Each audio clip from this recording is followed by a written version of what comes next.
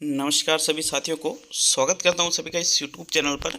साथियों, कल मैंने लेवल 1 का 150 प्रश्नों का टेस्ट अपलोड किया था और उसमें बताया था कि आपके शाम को या फिर कल सुबह मतलब आज सुबह वीडियो अपलोड होगा पूरे 150 प्रश्नों का एसएसटी का।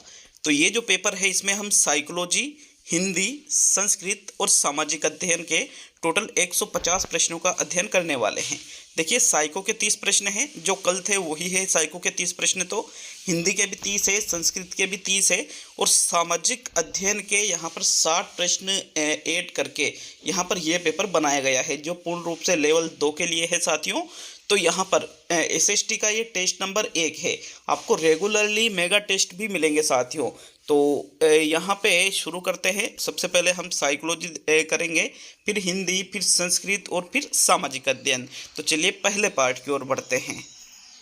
आता है ये है शिक्षा शास्त्र व शिक्षण विधियाँ।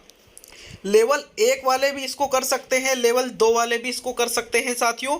तो 30 प्रश्न है, दोनों के लिए कंपलसरी है। 30 में से 30 प्रश्न आपको करने हैं। यहाँ पर एग्जाम में भी आपको 30 ही प्रश्न करने होते हैं, पात्रता परीक्षा एग्जाम में। तो देखो, पहला प्रश्न देख लेते हैं। आपके पहला प्रश्न है, यहाँ पर आपको 2.5 घंटे में पूरा टेस्ट करवा दिया जाएगा। 2.5 घंटे में पूरा टेस्ट आपको ये करवा दिया जाएगा साथियों। तो कमेंट करके जरूर जाना कितने प्रश्न सही होते हैं। तो पहला प्रश्न, यदि एक बालक की वास्तविक आयु 16 वर्ष है और मानसिक आयु 20 वर्ष है तो वह बालक किस श्रेणी में रहेगा? विकल्प है सामान्य श्रेणी में, मंदबुद्धि बालक है, पिछड़ा बालक है या प्रतिभाशाली बालक है। यहाँ पर साइकोलॉजी वाला ये अब भाग फर्स्ट है। इसके बाद हम हिंदी के 30 प्रश्न करेंगे साथियों। तो देखो, वास्तविक आयु कितनी वर्ष है? 16 वर्ष। और मानसिक आयु कितने वर्ष है? 20 वर्ष। तो पहले उसकी बुद्धि लब्धि निकालनी पड़ेगी। अब बुद्धि लब्धि निकालने का सूत्र क्या होता है? मानसिक आयु बटे वास्तविक आयु इंटू 100। वहाँ पर मानसिक आयु 20 वर्ष है और वास्तविक आयु कितनी है साथियों? 16 वर्ष। तो देखो, 16 का भाग देंगे किसमें? यहाँ पर इसको काट लेते हैं। 4 से ये कट रहा है 5 बार और 4 से ये कट रहा है साथियों 4 बार। अब 4 का भाग किस में दे देते हैं? 4 का भाग दे देते हैं साथियों 100 में, तो 25 बार। इस प्रकार इसकी आईक्यू कितनी निकलती है? 25 इंटू 5 बराबर 125। अब 125 आईक्यू वाला बालक जो मंदबुद्धि तो नहीं रहेगा, ना ही पिछड़ा, ना ही सामान्य। तो फिर हम उसको किस में शामिल करेंगे? प्रतिभाशाली में। तो पहले प्रश्न में आपके चौथा विकल्प सही रहेगा। नेक्स्ट आगे बढ़ेंगे साथियों प्रश्न संख्या 2 की ओर। तो दूसरा प्रश्न देखते हैं, सीखने के लिए संबंधवाद का सिद्धांत किसने दिया? बिल्कुल एग्जाम पैटर्न पर प्रश्न देखने को मिलेंगे। पूरे 150 प्रश्न पूर्णतः एग्जाम पैटर्न पर। बिल्कुल इसी प्रकार से आपके पात्रता का परीक्षा, जो पात्रता परीक्षा है उसका पेपर आने वाला है साथियों। तो दूसरे प्रश्न में देखो, विकल्प है पावलोव ने, गिलफोर्ड ने, फ्रायड ने और थोर्नडाइक ने। यहाँ पर संबंधवाद के सिद्धांत की बात की जा रही है। पावलोव ने संज्ञानात्मक विकास का पावलोव ने शास्त्रीय अनुबंधन का सिद्धांत दिया। गिलफोर्ड ने यहाँ पर बुद्धि का त्रिआयामी सिद्धांत दिया। सिगमंड फ्रायड ने यहाँ पर मनोलैंगिक विकास का सिद्धांत दिया और थॉर्नडाइक ने उद्दीपक अनुक्रिया का सिद्धांत दिया, जिसको बंध या संबंधवाद का सिद्धांत भी कहते हैं। तो विकल्प नंबर आपका जो 4 है प्रश्न संख्या 2 में सही उत्तर होगा। नेक्स्ट प्रश्न संख्या 5 की ओर बढ़ते हैं। तो साथियों, प्रश्न संख्या 2 में आपके सही उत्तर 4 रहेगा। नेक्स्ट प्रश्न संख्या 3 की ओर बढ़ते हैं। तो तीसरा प्रश्न देख लेते हैं, कार्य सूचक क्रिया परिभाषित करना किस उद्देश्य से संबंधित है? ज्ञान, बोध, प्रयोग और विश्लेषण। तो देखो, किसी चीज को जब हम परिभाषित करते हैं तो उसका सही अर्थ होता है। चीजों को परिभाषित करना ज्ञानात्मक उद्देश्य के अंतर्गत आता है। तो यह किससे संबंधित हुआ साथियों? ज्ञान से संबंधित हुआ। विकल्प 1 आपके प्रश्न नंबर 3 में सही है। नेक्स्ट प्रश्न संख्या 4 पे आते हैं। तो चलिए चौथा प्रश्न देखेंगे, आपके प्रश्न नंबर 4। इनमें से कौन सा रचनात्मक परीक्षण के अंतर्गत सम्मिलित नहीं होगा? उपलब्धि परीक्षण, निदानात्मक शिक्षण, सत्रांत परीक्षा और उपचारात्मक शिक्षण। तो जो रचनात्मक परीक्षण के अंतर्गत सम्मिलित नहीं होगा उसका चयन आपको प्रश्न संख्या 4 में करना है। देखो, रचनात्मक और योगात्मक परीक्षण अलग अलग होते हैं। उपलब्धि, निदान और उपचार ये तीनों रचना में आ जाएंगे, रचनात्मक परीक्षण में।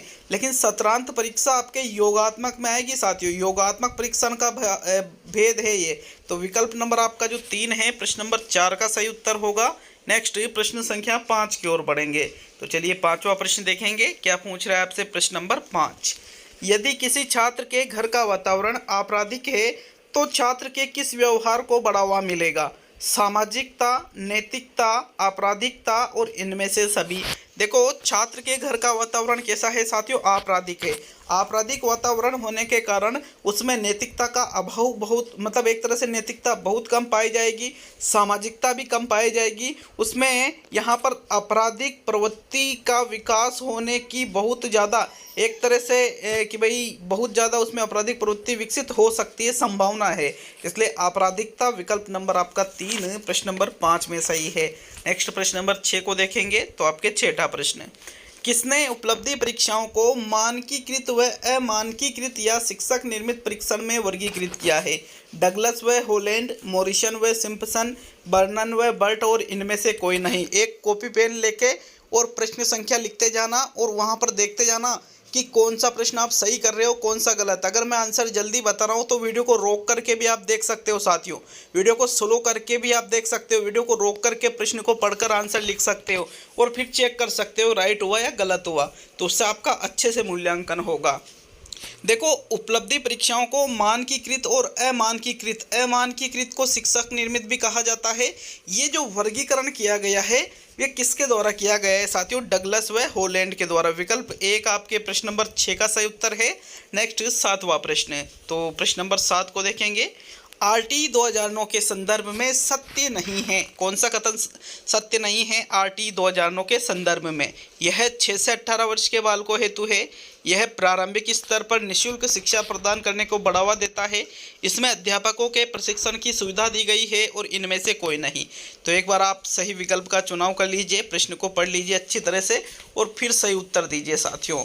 तो देख लिया होगा अपने प्रश्न को, अगर टाइम कम लगता है आपको तो वीडियो को रोक भी सकते हो आप। तो 7वें प्रश्न का जो सही आंसर है वो है 6 से 18 वर्ष के बालकों हेतु है। यह कथन यहाँ पर सत्य नहीं है। क्यों? क्योंकि आरटी 2009 6 से 14 वर्ष के बालकों के लिए होता है साथियों। तो विकल्प 1 आपके 7वें प्रश्न में सही है।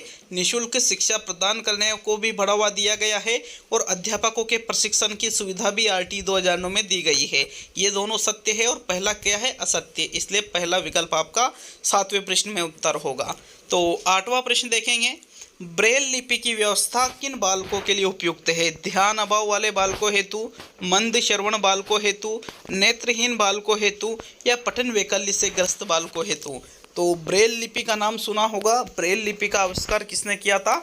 लुईस ब्रेल ने किया था साथियों। और ये जो लिपि है, इस तरह की लिपि जो जिन बालकों को दिखाई नहीं देता है, नेत्रहीन जो बालक होते हैं, उनके लिए ब्रेल लिपि की व्यवस्था की जाती है। तो तीसरा विकल्प आपके प्रश्न नंबर 8 का सही उत्तर है। नेक्स्ट प्रश्न संख्या 9 की ओर बढ़ते हैं। 9वां प्रश्न क्या पूछ रहा है? एक बात और, तो आपने पिछला जो रीट का एग्ज़ाम है वो भी देखा होगा। माध्यमिक शिक्षा बोर्ड खुद 5-7 प्रश्नों में गलतियां करती है। तो अगर 150 में से अगर आपको 2-4 प्रश्नों में कोई त्रुटि नज़र आती है तो आप बिल्कुल बेझिझक कमेंट कर सकते हो साथियों, क्योंकि 150 प्रश्न हैं, क्वालिटी वाली प्रश्न हैं। कहीं पर कोई गलती हो जाती है तो निश्चित रूप से उसमें सुधार भी किया जाएगा। हालांकि मैंने ये चीज़ देखा है कि भाई गलती नहीं होना चाहिए, कहीं पर भी सावधानी पूरी रखी है, बट फिर भी अगर कहीं कोई गलती हो जाती है तो निश्चित रूप से उसमें सुधार किया जाएगा। निम्न में से कौन सा बुद्धि का सिद्धांत संज्ञानात्मक प्रक्रिया पर आधारित है? स्टर्नबर्ग का त्रितंत्रीय सिद्धांत, गार्डनर का बहुबुद्धि सिद्धांत, गिलफोर्ड का त्रिआयामी सिद्धांत, और स्पीयरमैन का द्विकारक सिद्धांत? तो 9वें प्रश्न में कौन सा विकल्प सही है? बुद्धि का जो सिद्धांत है जो कि संज्ञानात्मक प्रक्रिया पर आधारित है, कौन सा है दिए गए विकल्पों में से? सातों 9वें प्रश्न में जो सही आंसर है वो रहेगा स्टर्नबर्ग का जो त्रितंत्रीय सिद्धांत है, यह बुद्धि का सिद्धांत संज्ञानात्मक प्रक्रिया पर आधारित है।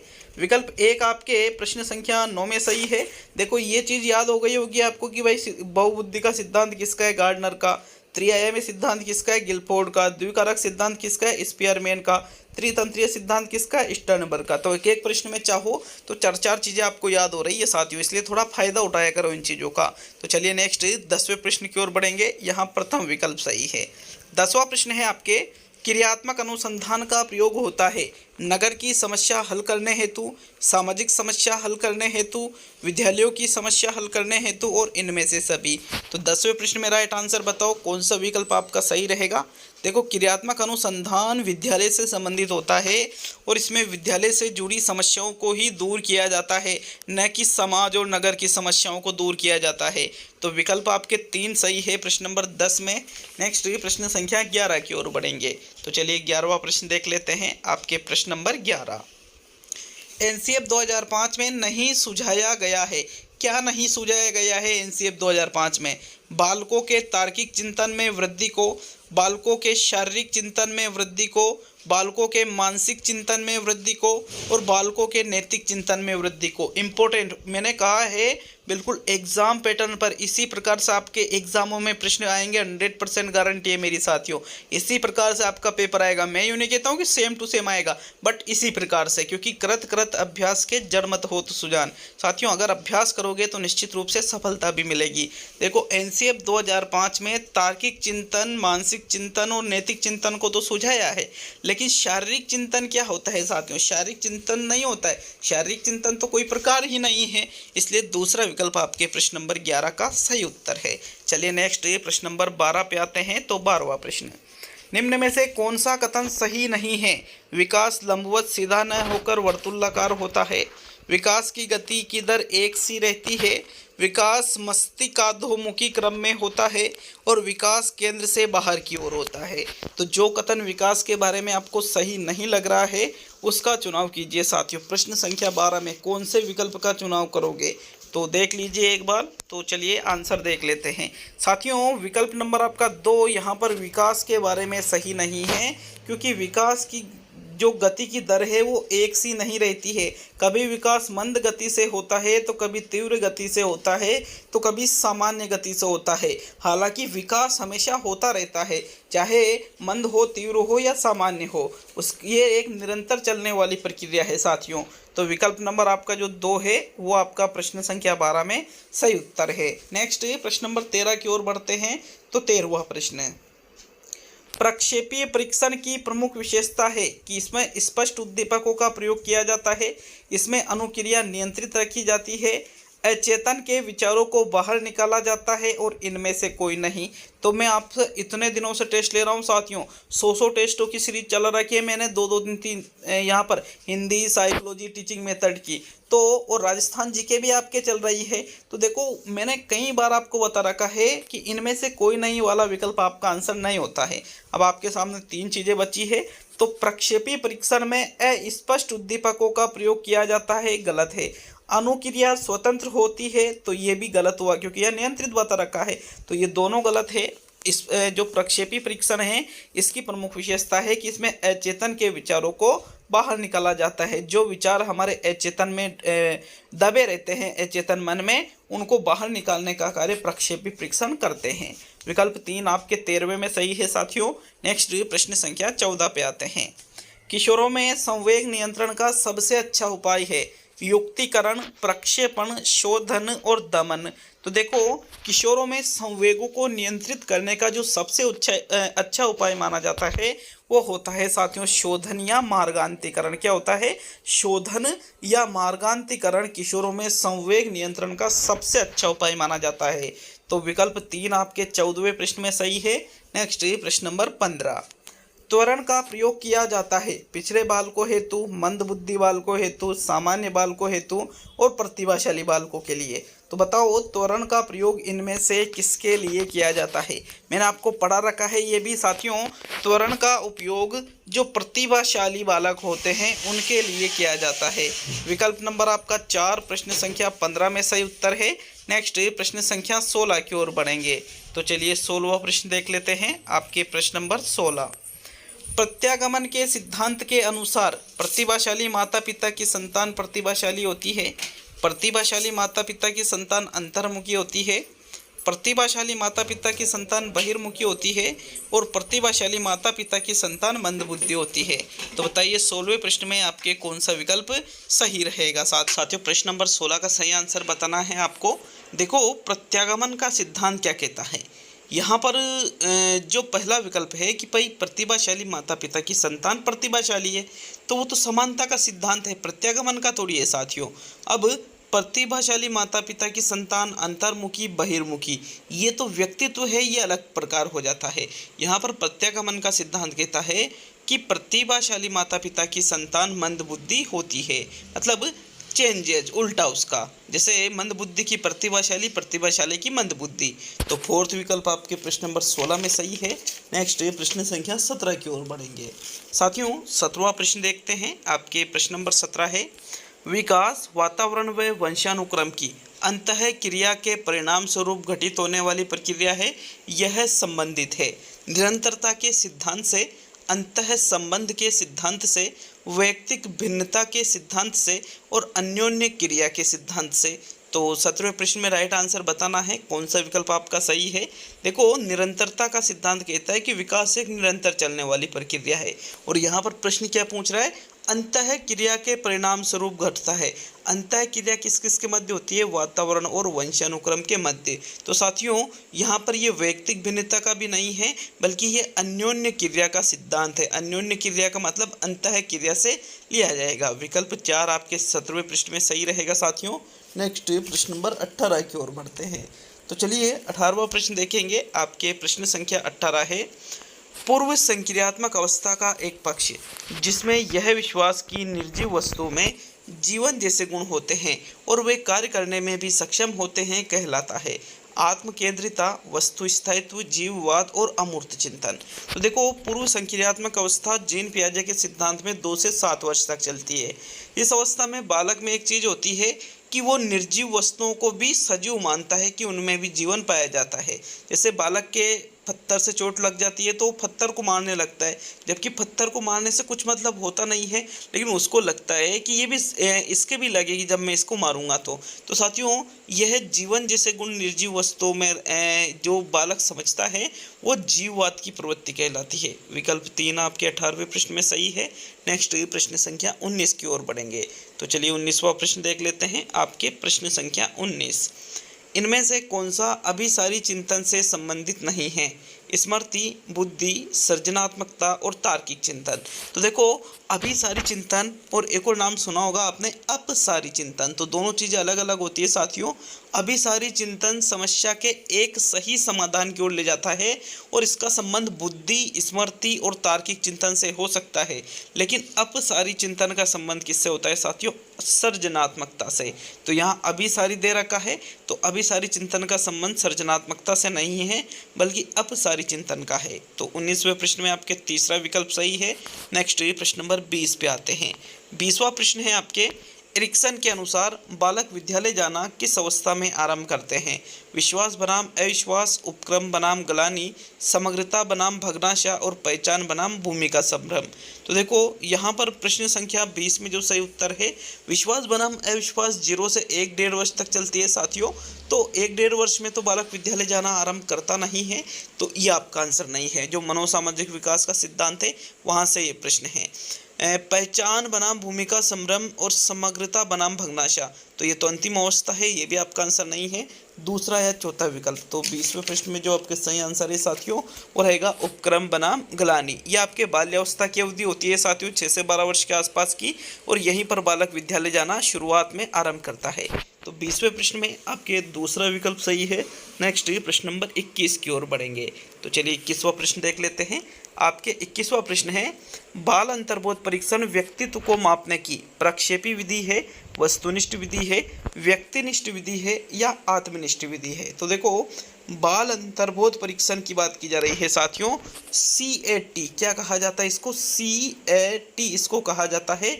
यह व्यक्तित्व मापने की प्रक्षेपी, वस्तुनिष्ठ, व्यक्तिनिष्ठ और आत्मनिष्ठ में आपके प्रक्षेपी विधियों में आती है। कौन सी विधियों में आती है, व्यक्तित्व मापन की यह एक प्रक्षेपी विधि है। तो फर्स्ट विकल्प आपके प्रश्न 21 में सही है। नेक्स्ट प्रश्न नंबर 22 को देखेंगे। कमेंट करके जाना 150 में से कितने प्रश्न सही करते हैं। टारगेट कितने का रहेगा, कम से कम 120 से 130 के बीच में सही होना चाहिए साथियों। उस अधिगम को क्या कहते हैं जिसमें ऐच्छिक अनुक्रियाएं उनके परिणामों द्वारा नियंत्रित होती है, क्रिया प्रसूत अनुबंधन, सकारात्मक अधिगम, प्राचीन अनुबंधन और संक्रियावाद। तो 22वें प्रश्न में राइट आंसर क्या रहेगा, जिस अधिगम में ऐच्छिक अनुक्रिया है। ऐच्छिक अनुक्रिया मतलब हमारी इच्छा के अनुसार जो अनुक्रिया हम करते हैं वो किसके द्वारा नियंत्रित होती है? परिणामों द्वारा। कि अगर क्रियाओं का परिणाम अच्छा है तो अनुक्रियाओं को दोहराया जाएगा, नहीं तो नहीं दोहराया जाएगा। ऐसा क्रिया प्रसूत अनुबंधन के सिद्धांत में होता है, जो कि B.F. स्किनर के द्वारा दिया गया है।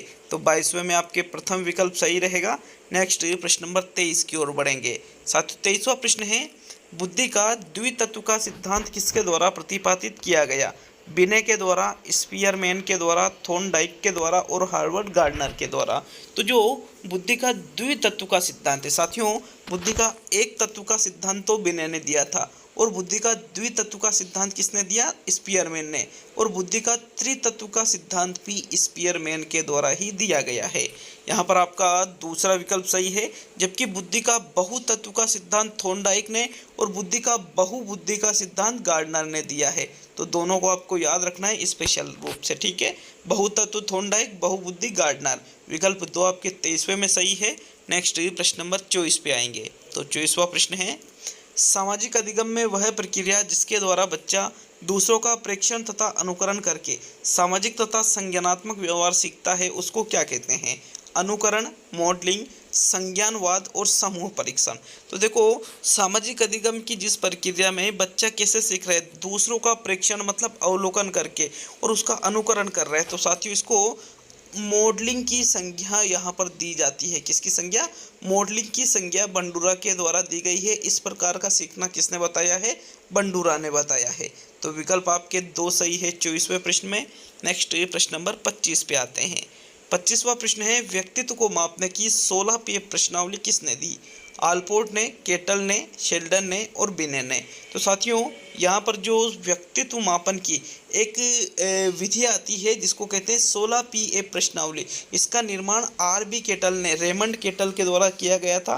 साथियों, इस प्रश्न को कई बार पूछा जा चुका है, कई बार, गिनती नहीं है, इतनी बार पूछा जा चुका है। मतलब पता नहीं, गिनती तो है, पता नहीं है कितनी बार पूछा जा चुका है, लेकिन बहुत बार अलग अलग एग्जाम इसको पूछते हैं। तो 25वें में सेकंड विकल्प सही है। नेक्स्ट प्रश्न नंबर 26 को देखेंगे।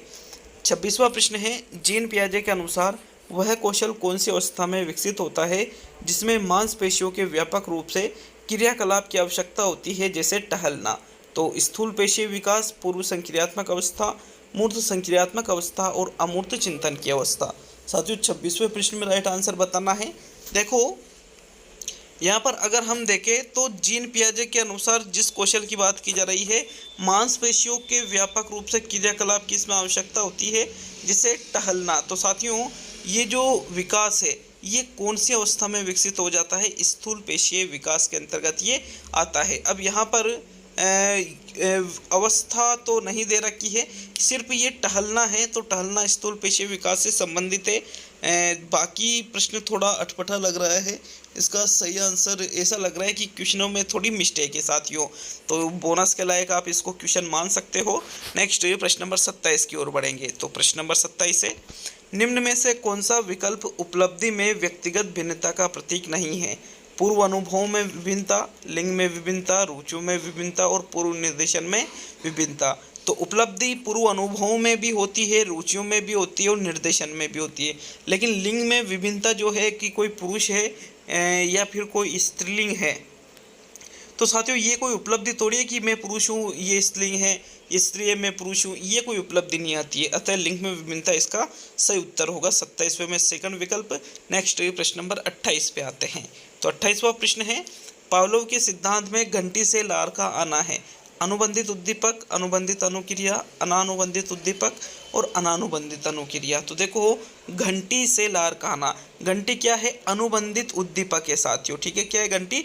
अनुबंधित उद्दीपक। लेकिन घंटी से लार का आना, तो लार का आना क्या है? अनुक्रिया है। और अनुक्रिया कौन सी है? अनुबंधित या अनानुबंधित? अगर भोजन से लार का आना होता तो वो अनानुबंधित अनुक्रिया होती, और घंटी से लार का आना है तो वो अनुबंधित अनुक्रिया रहेगी, CR रहेगी साथियों। ये क्या रहेगी? CR, conditional response. विकल्प 2 आपके 28वें प्रश्न में सही है।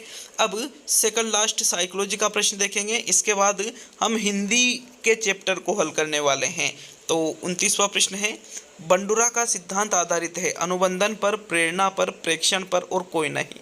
तो अल्बर्ट बंडूरा के द्वारा जो अपना सिद्धांत दिया गया है साथियों, इनका सिद्धांत प्रेक्षण पर आधारित है, अवलोकन पर आधारित है। इनके सिद्धांत में क्या बताया गया है कि जो बच्चा है वो चीज़ों को देखता है, उनका प्रेक्षण करता है, अवलोकन करता है और अनुकरण के माध्यम से सीखता है। तो विकल्प 3 आपके 29वें प्रश्न में सही है। अब साइकोलॉजी का अंतिम और 30वां प्रश्न देखेंगे, इसके बाद हिंदी के 30 प्रश्नों को सोल्व करेंगे साथियों। तो चलिए 30वां और अंतिम साइकोलॉजी का प्रश्न। सिगमंड फ्रायड के अनुसार अचेतन मन की विशेषताओं को ज्ञात करने की सर्वाधिक उपयुक्त विधि कौन सी है? प्रश्नावली विधि, समाजमिति विधि, स्वप्न विश्लेषण विधि और साक्षात्कार विधि। तो सिगमंड फ्रायड का मानना था कि जो हमारी अचेतन मन की विशेषताएं होती है साथियों, इसको ज्ञात करने की जो सर्वाधिक उपयुक्त विधि है वो है स्वप्न विश्लेषण। व्यक्ति के स्वप्न का विश्लेषण करके आप अचेतन मन की विशेषताओं को जान सकते हो। तो विकल्प 3 आपके 30वें प्रश्न में सही है साथियों।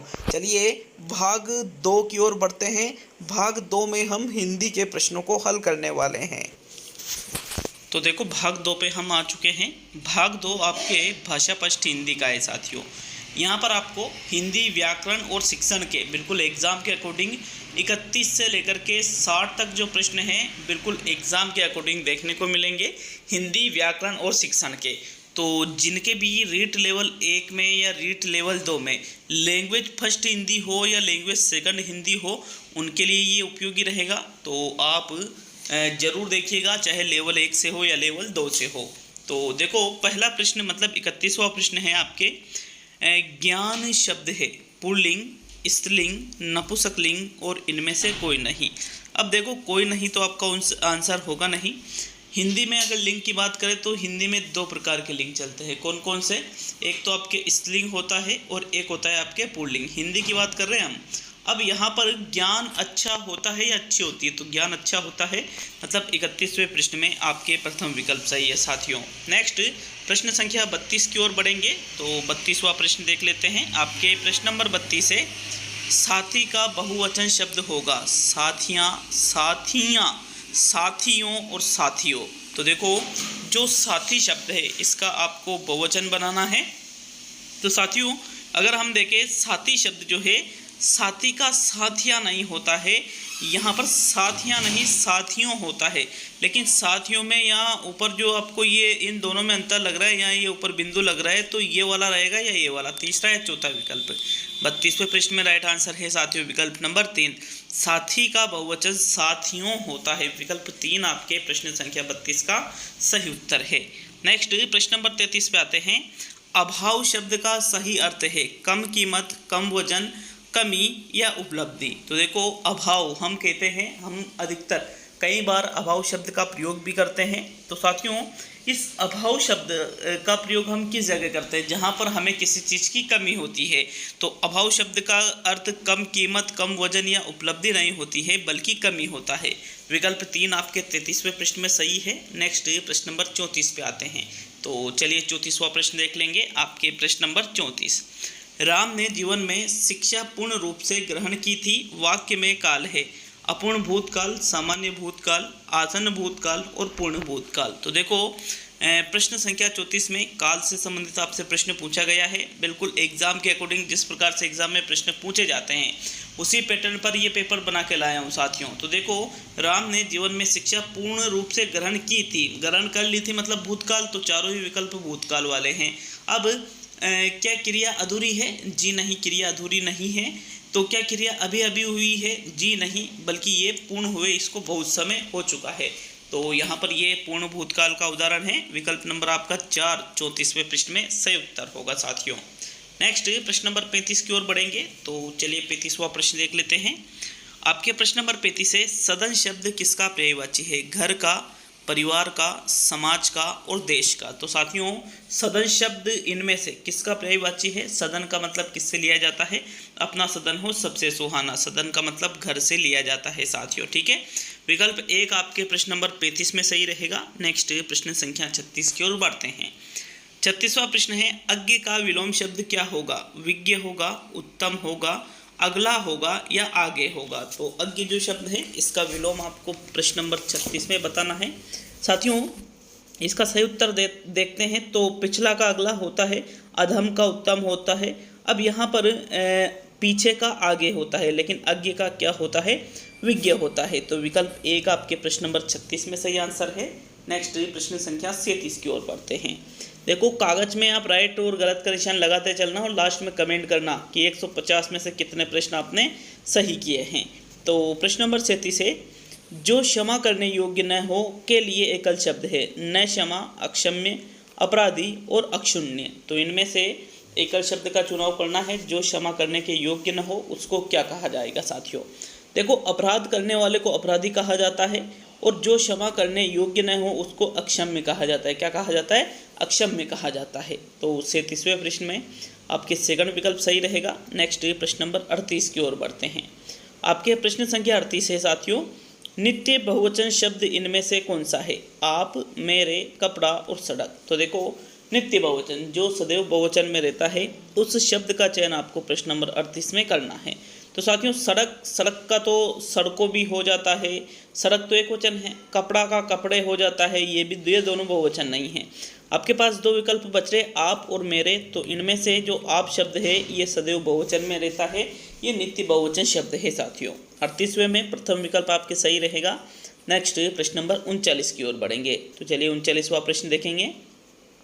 आंखें फेर लेना मुहावरे का सही अर्थ क्या होगा, दूसरी तरफ देखना, किसी और को चाहना, उदासीन हो जाना और नाराज हो जाना। तो देखो आंखें फेर लेना जो मुहावरा है इसका आपको सही अर्थ बताना है साथियों। किसी और को चाहना नहीं होगा इसका आंसर, ना ही दूसरी तरफ देखना, बल्कि उदासीन हो जाना इसका सही आंसर होगा। प्रश्न नंबर 39 में आंखें फेर लेना जो मुहावरा है इसका अर्थ होता है उदासीन हो जाना, मतलब कोई रिप्लाई नहीं देना एक तरह से। विकल्प 3 आपके प्रश्न नंबर 39 में सही है। नेक्स्ट प्रश्न नंबर 40 की ओर बढ़ते हैं। तो चलिए 40वें प्रश्न को देख लेंगे। आपके प्रश्न संख्या 40, जातिगत शब्द में कौन सा समास है, कर्मधारय समास है, तत्पुरुष समास है, अव्ययभाव समास है और बहुव्रीहि समास है। तो देखो जातिगत शब्द का समास विग्रह अगर हम करें तो जाति को गत, ठीक है, जाति को गत शब्द बनेगा, जातिगत कर्ता ने कर्म को। यहाँ पर साथियों कर्म तत्पुरुष समास का ये उदाहरण है। विकल्प नंबर आपका 2 प्रश्न संख्या 40 का सही उत्तर रहेगा। तो चलिए नेक्स्ट प्रश्न नंबर 41 की ओर बढ़ेंगे। इसके बाद में आपके संस्कृत के 61 से लेकर के 90 तक प्रश्न करवाए जाएंगे और साथियों उसके बाद और आगे पूरे 150 प्रश्नों को हल करवाने वाला हूं। तो लास्ट में वापस कह रहा हूँ, कमेंट करके जाइए, लाइक शेयर जरूर करिए। कम से कम इतनी मेहनत की जा रही है तो 5 जगह वीडियो को शेयर जरूर करें। अगर आपको टेस्ट अच्छा लगता है तो ही शेयर करें साथियों। 41वां प्रश्न देख लेते हैं। शुद्ध शब्द है, निरीक्षण पहला, दूसरा, तीसरा, चौथा। तो निरीक्षण को किस प्रकार से शुद्ध रूप में लिखा जाता है 41वें प्रश्न में आंसर बताना है साथियों। नी है प्लस इक्षण, नी में छोटी की मात्रा होती है तो बड़ी की मात्रा को वाले को हम हटा देते हैं। अब निरीक्षण में देखो नी प्लस इक्षण, तो इक्षण इस प्रकार से लिखा जाता है, अर्थात इसमें जो बड़ी की मात्रा लगेगी रे में और छोटी की मात्रा लगेगी न में। तो निरीक्षण इस प्रकार से लिखा जाएगा प्रथम विकल्प में जो है। 41वें प्रश्न में आपके प्रथम विकल्प सही है साथियों। नेक्स्ट प्रश्न संख्या 42 की ओर बढ़ते हैं।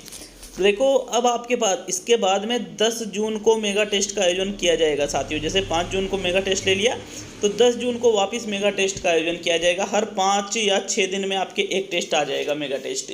बीच बीच में तो 3-3 4-4 क्लासें तो मैं वैसे भी डाल रहा हूँ। तो चलिए 42वां प्रश्न देख लेते हैं। प्रश्न नंबर 42 है, यथोचित शब्द में कौन सी संधि है, स्वर, व्यंजन, विसर्ग और इनमें से कोई नहीं। तो देखो यथोचित का अगर हम संधि विच्छेद करें तो इसका संधि विच्छेद होगा यथा प्लस उचित, शब्द क्या बनेगा साथियों, यथोचित। और यहाँ पर ओ की मात्रा लग रही है, गुण संधि का उदाहरण है और गुण संधि किसके अंतर्गत आती है, स्वर संधि के अंतर्गत आती है। तो आपके 42वें में प्रथम विकल्प सही रहेगा।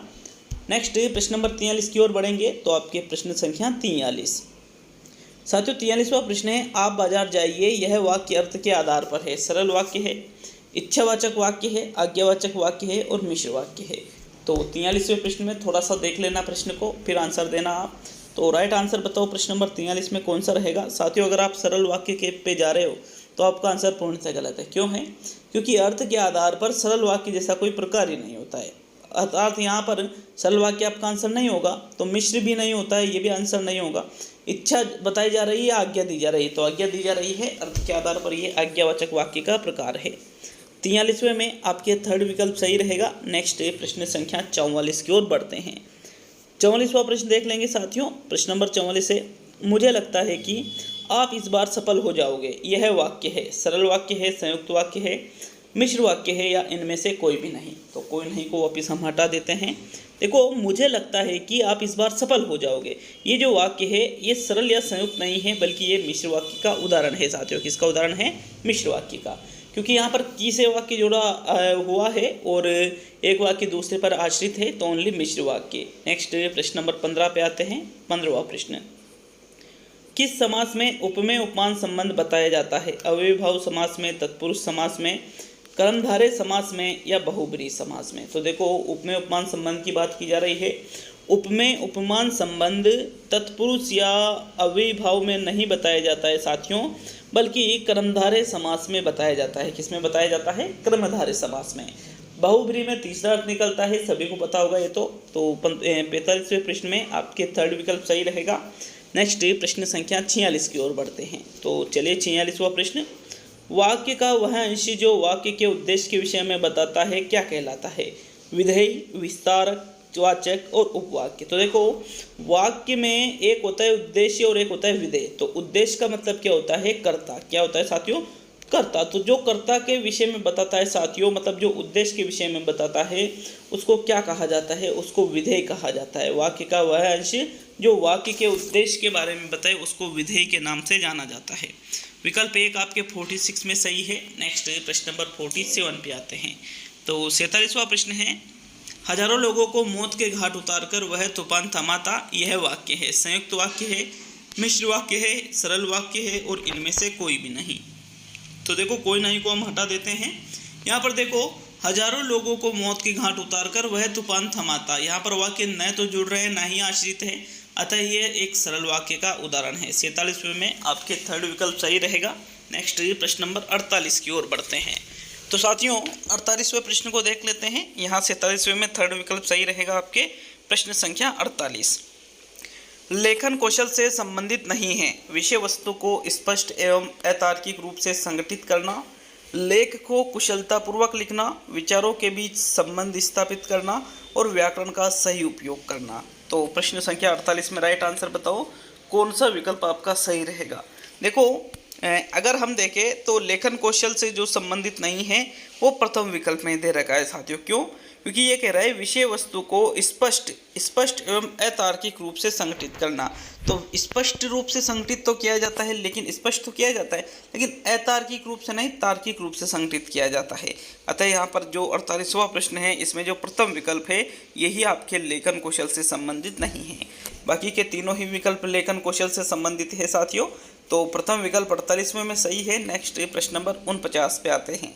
आपके प्रश्न नंबर 49 है, फ्रोबेल ने अपनी शिक्षण विधि किंडरगार्टन में किंडर शब्द का अर्थ किससे संबंधित किया है? माली से, शिक्षक से, कक्षा से और बच्चों से। तो साथियों, किंडरगार्टन विधि किसके द्वारा दी गई है? अगस्टस फ्रेडरिक फ्रोबेल के द्वारा।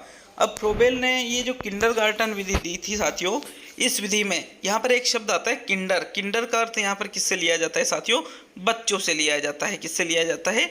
बच्चों से लिया जाता है। आपके फोर्थ विकल्प प्रश्न नंबर 49 में सही है। नेक्स्ट प्रश्न नंबर 50 की ओर बढ़ते हैं। तो चलिए 50वां प्रश्न देखेंगे। जब शिक्षक पाठ पढ़ाते समय ही उसमें प्रयुक्त व्याकरण का ज्ञान बच्चों को कराता है तो यह शिक्षण की विधि कहलाती है।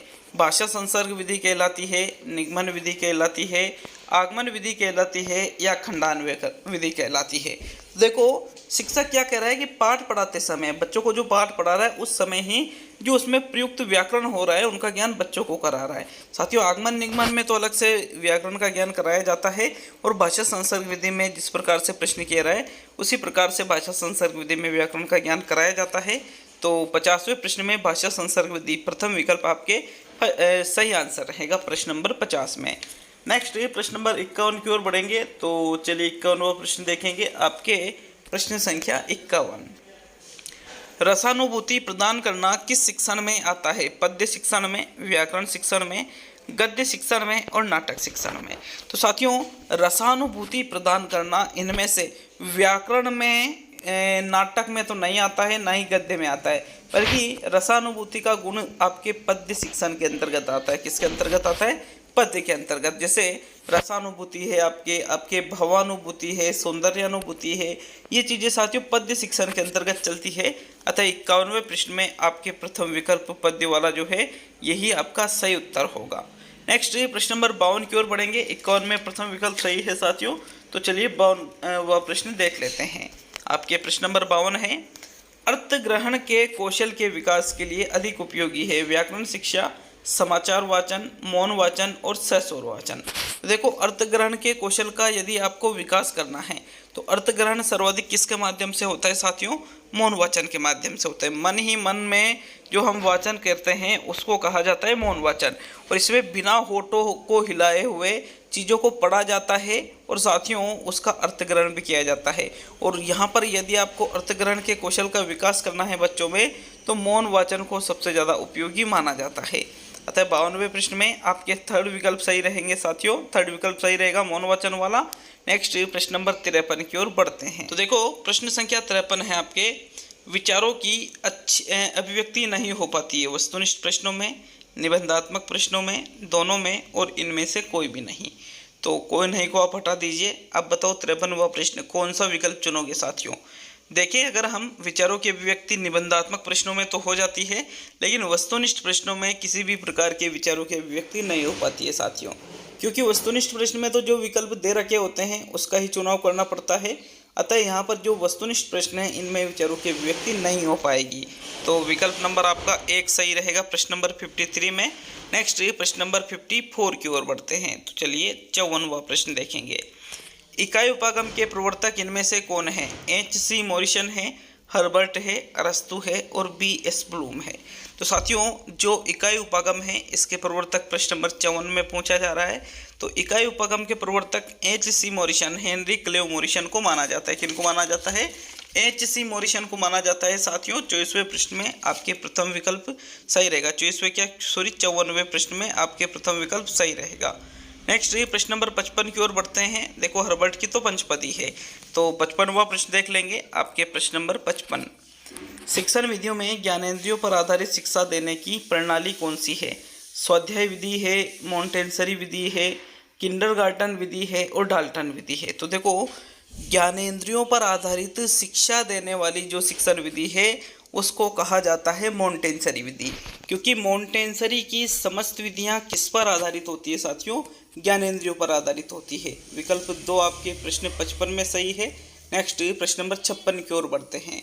तो 56वां प्रश्न देखेंगे। हालांकि किंडरगार्टन विधि भी पूर्णतः है बाल केंद्रित विधि है और इसमें भी ज्ञानेंद्रियों को के ऊपर बल दिया जाता है, लेकिन मुख्यतः मॉन्टेसरी विधि में ज्ञानेंद्रियों का नाम आता है, तो इसीलिए सेकंड विकल्प 55 में सही रहेगा। नेक्स्ट प्रश्न नंबर 56, भाषा शिक्षण में देखो और पढ़ो किस विधि पर आधारित है? चित्र पठन, संवाद पठन, नाटक पठन और कविता पठन। तो देखो और पढ़ो साथियों, देख करके पढ़ना पड़ता है। जैसे ऊपर आम का चित्र बना हुआ है, किसका चित्र बना हुआ है? आम का चित्र बना हुआ है, और नीचे लिखा हुआ है आ। तो देख करके यदि बच्चा पढ़ता है कि भाई ऊपर क्या है? आम है, तो नीचे आम लिखा हुआ है। तो देखो और पढ़ो विधि चित्र पठन पर आधारित होती है। 56वें में आपके जो प्रथम विकल्प है यही सही रहेगा। नेक्स्ट प्रश्न नंबर 57 की ओर बढ़ते हैं। वीडियो अच्छा लगे तो लाइक और कम से कम 5 जगह शेयर कीजिए साथियों। अगर अच्छा लगे तो आपको ये टेस्ट 150 प्रश्नों का टेस्ट है। अगर इस पर अच्छा रिस्पॉन्स मिलता है, अगर इस पर 20 से 25 हज़ार लोग भी इस टेस्ट को अटेंड करते हैं तो निश्चित रूप से दूसरा टेस्ट भी बहुत जल्द लाऊंगा। और रेस्पॉन्स अगर अच्छा नहीं मिलता है तो फिर छोटे छोटे टेस्ट ही चलाएंगे, ठीक है। तो इसलिए कह रहा हूँ कि भाई अगर रेस्पॉन्स अच्छा मिलेगा ही नहीं तो कुछ मतलब नहीं निकलता है चीज़ों का। अगर मतलब निकलता है तो रेस्पॉन्स भी अच्छा मिलेगा। तो नेक्स्ट प्रश्न नंबर 57 की ओर बढ़ेंगे। अच्छे मूल्यांकन की विशेषता नहीं है व्यापकता, विश्वसनीयता, वैधता और पूर्वाग्रह। साथियों, एक जो अच्छा मूल्यांकन होता है वो व्यापक होता है, संपूर्ण पाठ्यक्रम से किया जाता है, उसमें विश्वसनीयता पाई जाती है, उसमें वैधता पाई जाती है, लेकिन पूर्वाग्रह ये अच्छे मूल्यांकन की विशेषताओं में सम्मिलित नहीं होता है। कौन नहीं होता है? पूर्वाग्रह है। विकल्प आपके 4 57वें प्रश्न में सही उत्तर है। नेक्स्ट प्रश्न नंबर 58 की ओर बढ़ेंगे। तो चलिए 58वां प्रश्न देख लेंगे। आपके प्रश्न नंबर 58, निम्न में से कौन सा दृश्य उपकरण है? दृश्य उपकरण है, दृश्य मतलब जिसमें सिर्फ दिखाई देता है, वह उपकरण इनमें से कौन सा है? रेडियो, टेलीग्राम, आकाशवाणी और दूरदर्शन। तो प्रश्न नंबर 58 में राइट आंसर बताओ कौन सा विकल्प आपका सही रहेगा। साथियों, रेडियो दृश्य उपकरण नहीं है, बल्कि रेडियो तो कैसा उपकरण है? एक श्रव्य उपकरण है। आकाशवाणी भी एक श्रव्य उपकरण है और दूरदर्शन आपके श्रव्य दृश्य उपकरण है, जिसमें दिखाई भी देता है और सुनाई भी देता है। लेकिन यहाँ पर जो टेलीग्राम है ये पूर्णतः एक दृश्य उपकरण के अंतर्गत आता है साथियों, सिर्फ इसमें दिखाई देता है, सुनाई नहीं देता है। तो 58वें प्रश्न में आपके सेकंड विकल्प सही रहेगा। नेक्स्ट बढ़ेंगे प्रश्न नंबर 59 की ओर। तो चलिए 59वां प्रश्न देख लेंगे। बालक में हीन भावना से बुद्धि बढ़ती है, बालक सामान्य रहता है, बालक पिछड़ जाता है और इनमें से कोई भी नहीं। तो कोई नहीं को आप हटा दीजिए। देखो, यदि बालक के अंदर हीन भावना उत्पन्न होगी साथियों, तो उससे बुद्धि बढ़ेगी थोड़ी, बल्कि बालक पिछड़ जाता है। क्या होता है इससे? बालक पिछड़ जाता है क्योंकि उसमें हीन भावना जन्म ले लेती है। तो तीसरा विकल्प आपके 59वें प्रश्न में सही है। अब जो भाग 2 हिंदी हम कर रहे हैं, इसका हिंदी का अंतिम और 60वां प्रश्न जो है साथियों, उसको देख लेते हैं। इसके बाद भाग 3 में संस्कृत के प्रश्न पढ़ेंगे 61 से लेकर के 90 तक। तो चलिए हिंदी का अंतिम और 60वां क्वेश्चन देख लेंगे। शुद्ध वर्तनी का संबंध है उच्चारण से, वाचन से, आशु भाषण से और लेखन से। तो शुद्ध वर्तनी का संबंध इनमें से किस पर है? 60वें प्रश्न में सही उत्तर बताएं। साथियों, प्रश्न नंबर 60 में जो सही उत्तर है आपके, वो रहेगा विकल्प नंबर आपके प्रश्न नंबर 60 की बात की जा रही है। तो शुद्ध वर्तनी का संबंध यहाँ पर लेखन से रहेगा। किससे रहेगा? लेखन से रहेगा। वाचन मतलब पढ़ना, आशुभाषण बोलना, उच्चारण बोलना, इनसे शुद्ध वर्तनी का संबंध नहीं है, बल्कि लिखने से है। इनसे तो यहाँ पर शुद्ध शब्दों का उच्चारण करने से है। फोर्थ विकल्प आपके 60वें प्रश्न में सही है। ये आपके हिंदी और साइकोलॉजी का तो पार्ट कंप्लीट हो गया, 2 पार्ट कंप्लीट हो चुके हैं। अब आपके तीसरा पार्ट देख लेते हैं। तो तीसरा पार्ट आपके संस्कृत का है साथियों। भाग 3 पर हम आ चुके हैं, जो कि आपके संस्कृत का पार्ट है। यहाँ पर 61 से लेकर के जो 90 प्रश्न हैं, वो आपको संस्कृत के देखने को मिलने वाले हैं। तो आपके प्रश्न नंबर 61 में क्या पूछ रहा है आपसे? रामानुजम इत्यत्र कह संधि है, यण संधि है, दीर्घ संधि है, गुण संधि है, अयादि संधि है। अर्थात ये जो रामानुजम शब्द है, इसमें कौन सी संधि है साथियों? तो इसका अगर हम संधि विच्छेद करें तो इसका संधि विच्छेद होगा राम प्लस अनुजम। क्या होगा साथियों? राम प्लस अनुजम बराबर शब्द बनेगा रामानुजम। इसमें ए प्लस ए का यहाँ पर योग हो रहा है और ए प्लस ए का मिलान होता है, तो उससे आ बनता है। और कौन सी संधि होती है? दीर्घ संधि होती है। तो प्रश्न नंबर 61 में आपके दूसरा विकल्प सही है। नेक्स्ट प्रश्न नंबर 62 की ओर बढ़ते हैं। 62वां प्रश्न है, जग तय है इत्यत्र का विभक्ति है द्वितीय विभक्ति, पंचमी विभक्ति, षष्ठी विभक्ति और सप्तमी विभक्ति। तो ये जो जगतय है शब्द है, इसमें कौन सी विभक्ति का प्रयोग हुआ है? प्रश्न संख्या 62 में अगर हम देखें साथियों, तो जगतय है शब्द में षष्ठी विभक्ति का प्रयोग हुआ है। कौन सी विभक्ति का? षष्ठी विभक्ति का। विकल्प 3 आपके प्रश्न नंबर 62 में सही है। देखो, विभक्तियों से संबंधित आपके पात्रता परीक्षा में 100% प्रश्न आता है, इसलिए आपको विभक्तियाँ याद करनी ही पड़ेगी। प्रश्न नंबर 63 है आपके, मैं कलम से पत्र लिखूंगा अस्य वाक्यस्य अनुवाद है अस्ति। ये जो वाक्य है कि मैं कलम से पत्र लिखूंगा, इसका अनुवाद क्या होगा साथियों? तो विकल्प है अहम कलमेन पत्रम लिखिष्यामि, दूसरा है अहम कलमेन पत्रम लेखिष्यामि, तीसरा है अहम कलमेन पत्रम लिखामि और चौथा है अहम कलमेन पत्रम लिखानी। तो देखो, मैं का तो क्या बन जाएगा? अहम बन जाएगा, लेकिन चारों ही विकल्प में अहम है। कलम का कलमेन, कलमेन मतलब कलम से या कलम के द्वारा, तो कलमेन बिल्कुल शुद्ध है यहाँ पर चारों में ही। अब पत्र का पत्रम हो जाएगा साथियों, पत्र से पत्र। अब लिखूंगा जो शब्द है, इसका अनुवाद आपको करना है, क्योंकि अंतर सिर्फ लिखूंगा जो शब्द है इसके संस्कृत रूप में है। तो 63वें प्रश्न में आपके जो सही उत्तर है, मैं कलम से पत्र लिखूंगा, इस वाक्य का अनुवाद होता है अहम कलमेन पत्रम लेखिष्यामि। विकल्प आपके 2 सही है साथियों प्रश्न संख्या 63 में। नेक्स्ट प्रश्न संख्या 64 की ओर बढ़ते हैं। तो आपके 64वां प्रश्न क्या पूछ रहा है, देखिएगा। प्रदीयन्ते अस्मिन् पदे लकारे वर्तते लोट लकारे विधि लिंग लकारे लिरिट लकारे और लट लकारे। तो मतलब ये जो प्रदियंते शब्द है साथियों, इस पद में कौन से लकार का प्रयोग हुआ है? ये लोट लकार का रूप है, विधिलिंग लकार का रूप है, लिरिट लकार का रूप है या लट लकार का रूप है? तो 64वें प्रश्न में चाहे तो आप वीडियो को रोक भी सकते हो आंसर देने के लिए। प्रश्न नंबर 64 का जो सही उत्तर है वो रहेगा विकल्प नंबर 4, प्रदियंते अस्मिन् पदे लट लकारे वर्तते। इसमें कौन सा लकार का प्रयोग हुआ है? लट लकार का प्रयोग हुआ है साथियों। फोर्थ विकल्प 64वें में सही है। नेक्स्ट प्रश्न नंबर 65 की ओर बढ़ते हैं। तो 65वां प्रश्न है, देशी पदस्य विलोम वर्तते विदेही विदेशी विदिशा सर्वाणी। देखो ये जो देशी शब्द है, देशी पद है, इसका आपको विलोम बताना है। इसका विलोम क्या होगा? तो देशी का विलोम होता है साथियों विदेशी। क्या होता है? विदेशी होता है। देशी विदेशी, विदेही या विदिशा नहीं होता है। तो विकल्प नंबर आपका जो 2 है प्रश्न संख्या 65 का सही उत्तर है। नेक्स्ट प्रश्न नंबर 66 की ओर बढ़ते हैं। कमेंट करके जाना 150 में से कितने प्रश्न सही हो रहे हैं।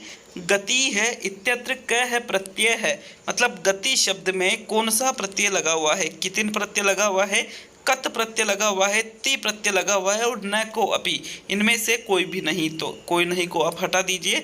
देखिए गति शब्द में ति प्रत्यय नहीं है, आपको हिंदी के अनुसार नहीं संस्कृत में अलग प्रकार से चलते हैं प्रत्यय। अब कत या कितिन, तो साथियों गति शब्द में कौन सा प्रत्यय लगा हुआ है? कितिन प्रत्यय लगा हुआ है साथियों। कौन सा? कितिन प्रत्यय। विकल्प आपके 1 सही है प्रश्न संख्या 66 में। नेक्स्ट प्रश्न नंबर 67 की ओर बढ़ते हैं। तो 67वां प्रश्न देख लेते हैं। प्राप्ति है इत्यत्र क है उपसर्ग है प्र प्रा प्राप और सर्वाणी। तो ये जो प्राप्ति शब्द है इसमें कौन सा उपसर्ग लगा हुआ है? प्रश्न नंबर 67।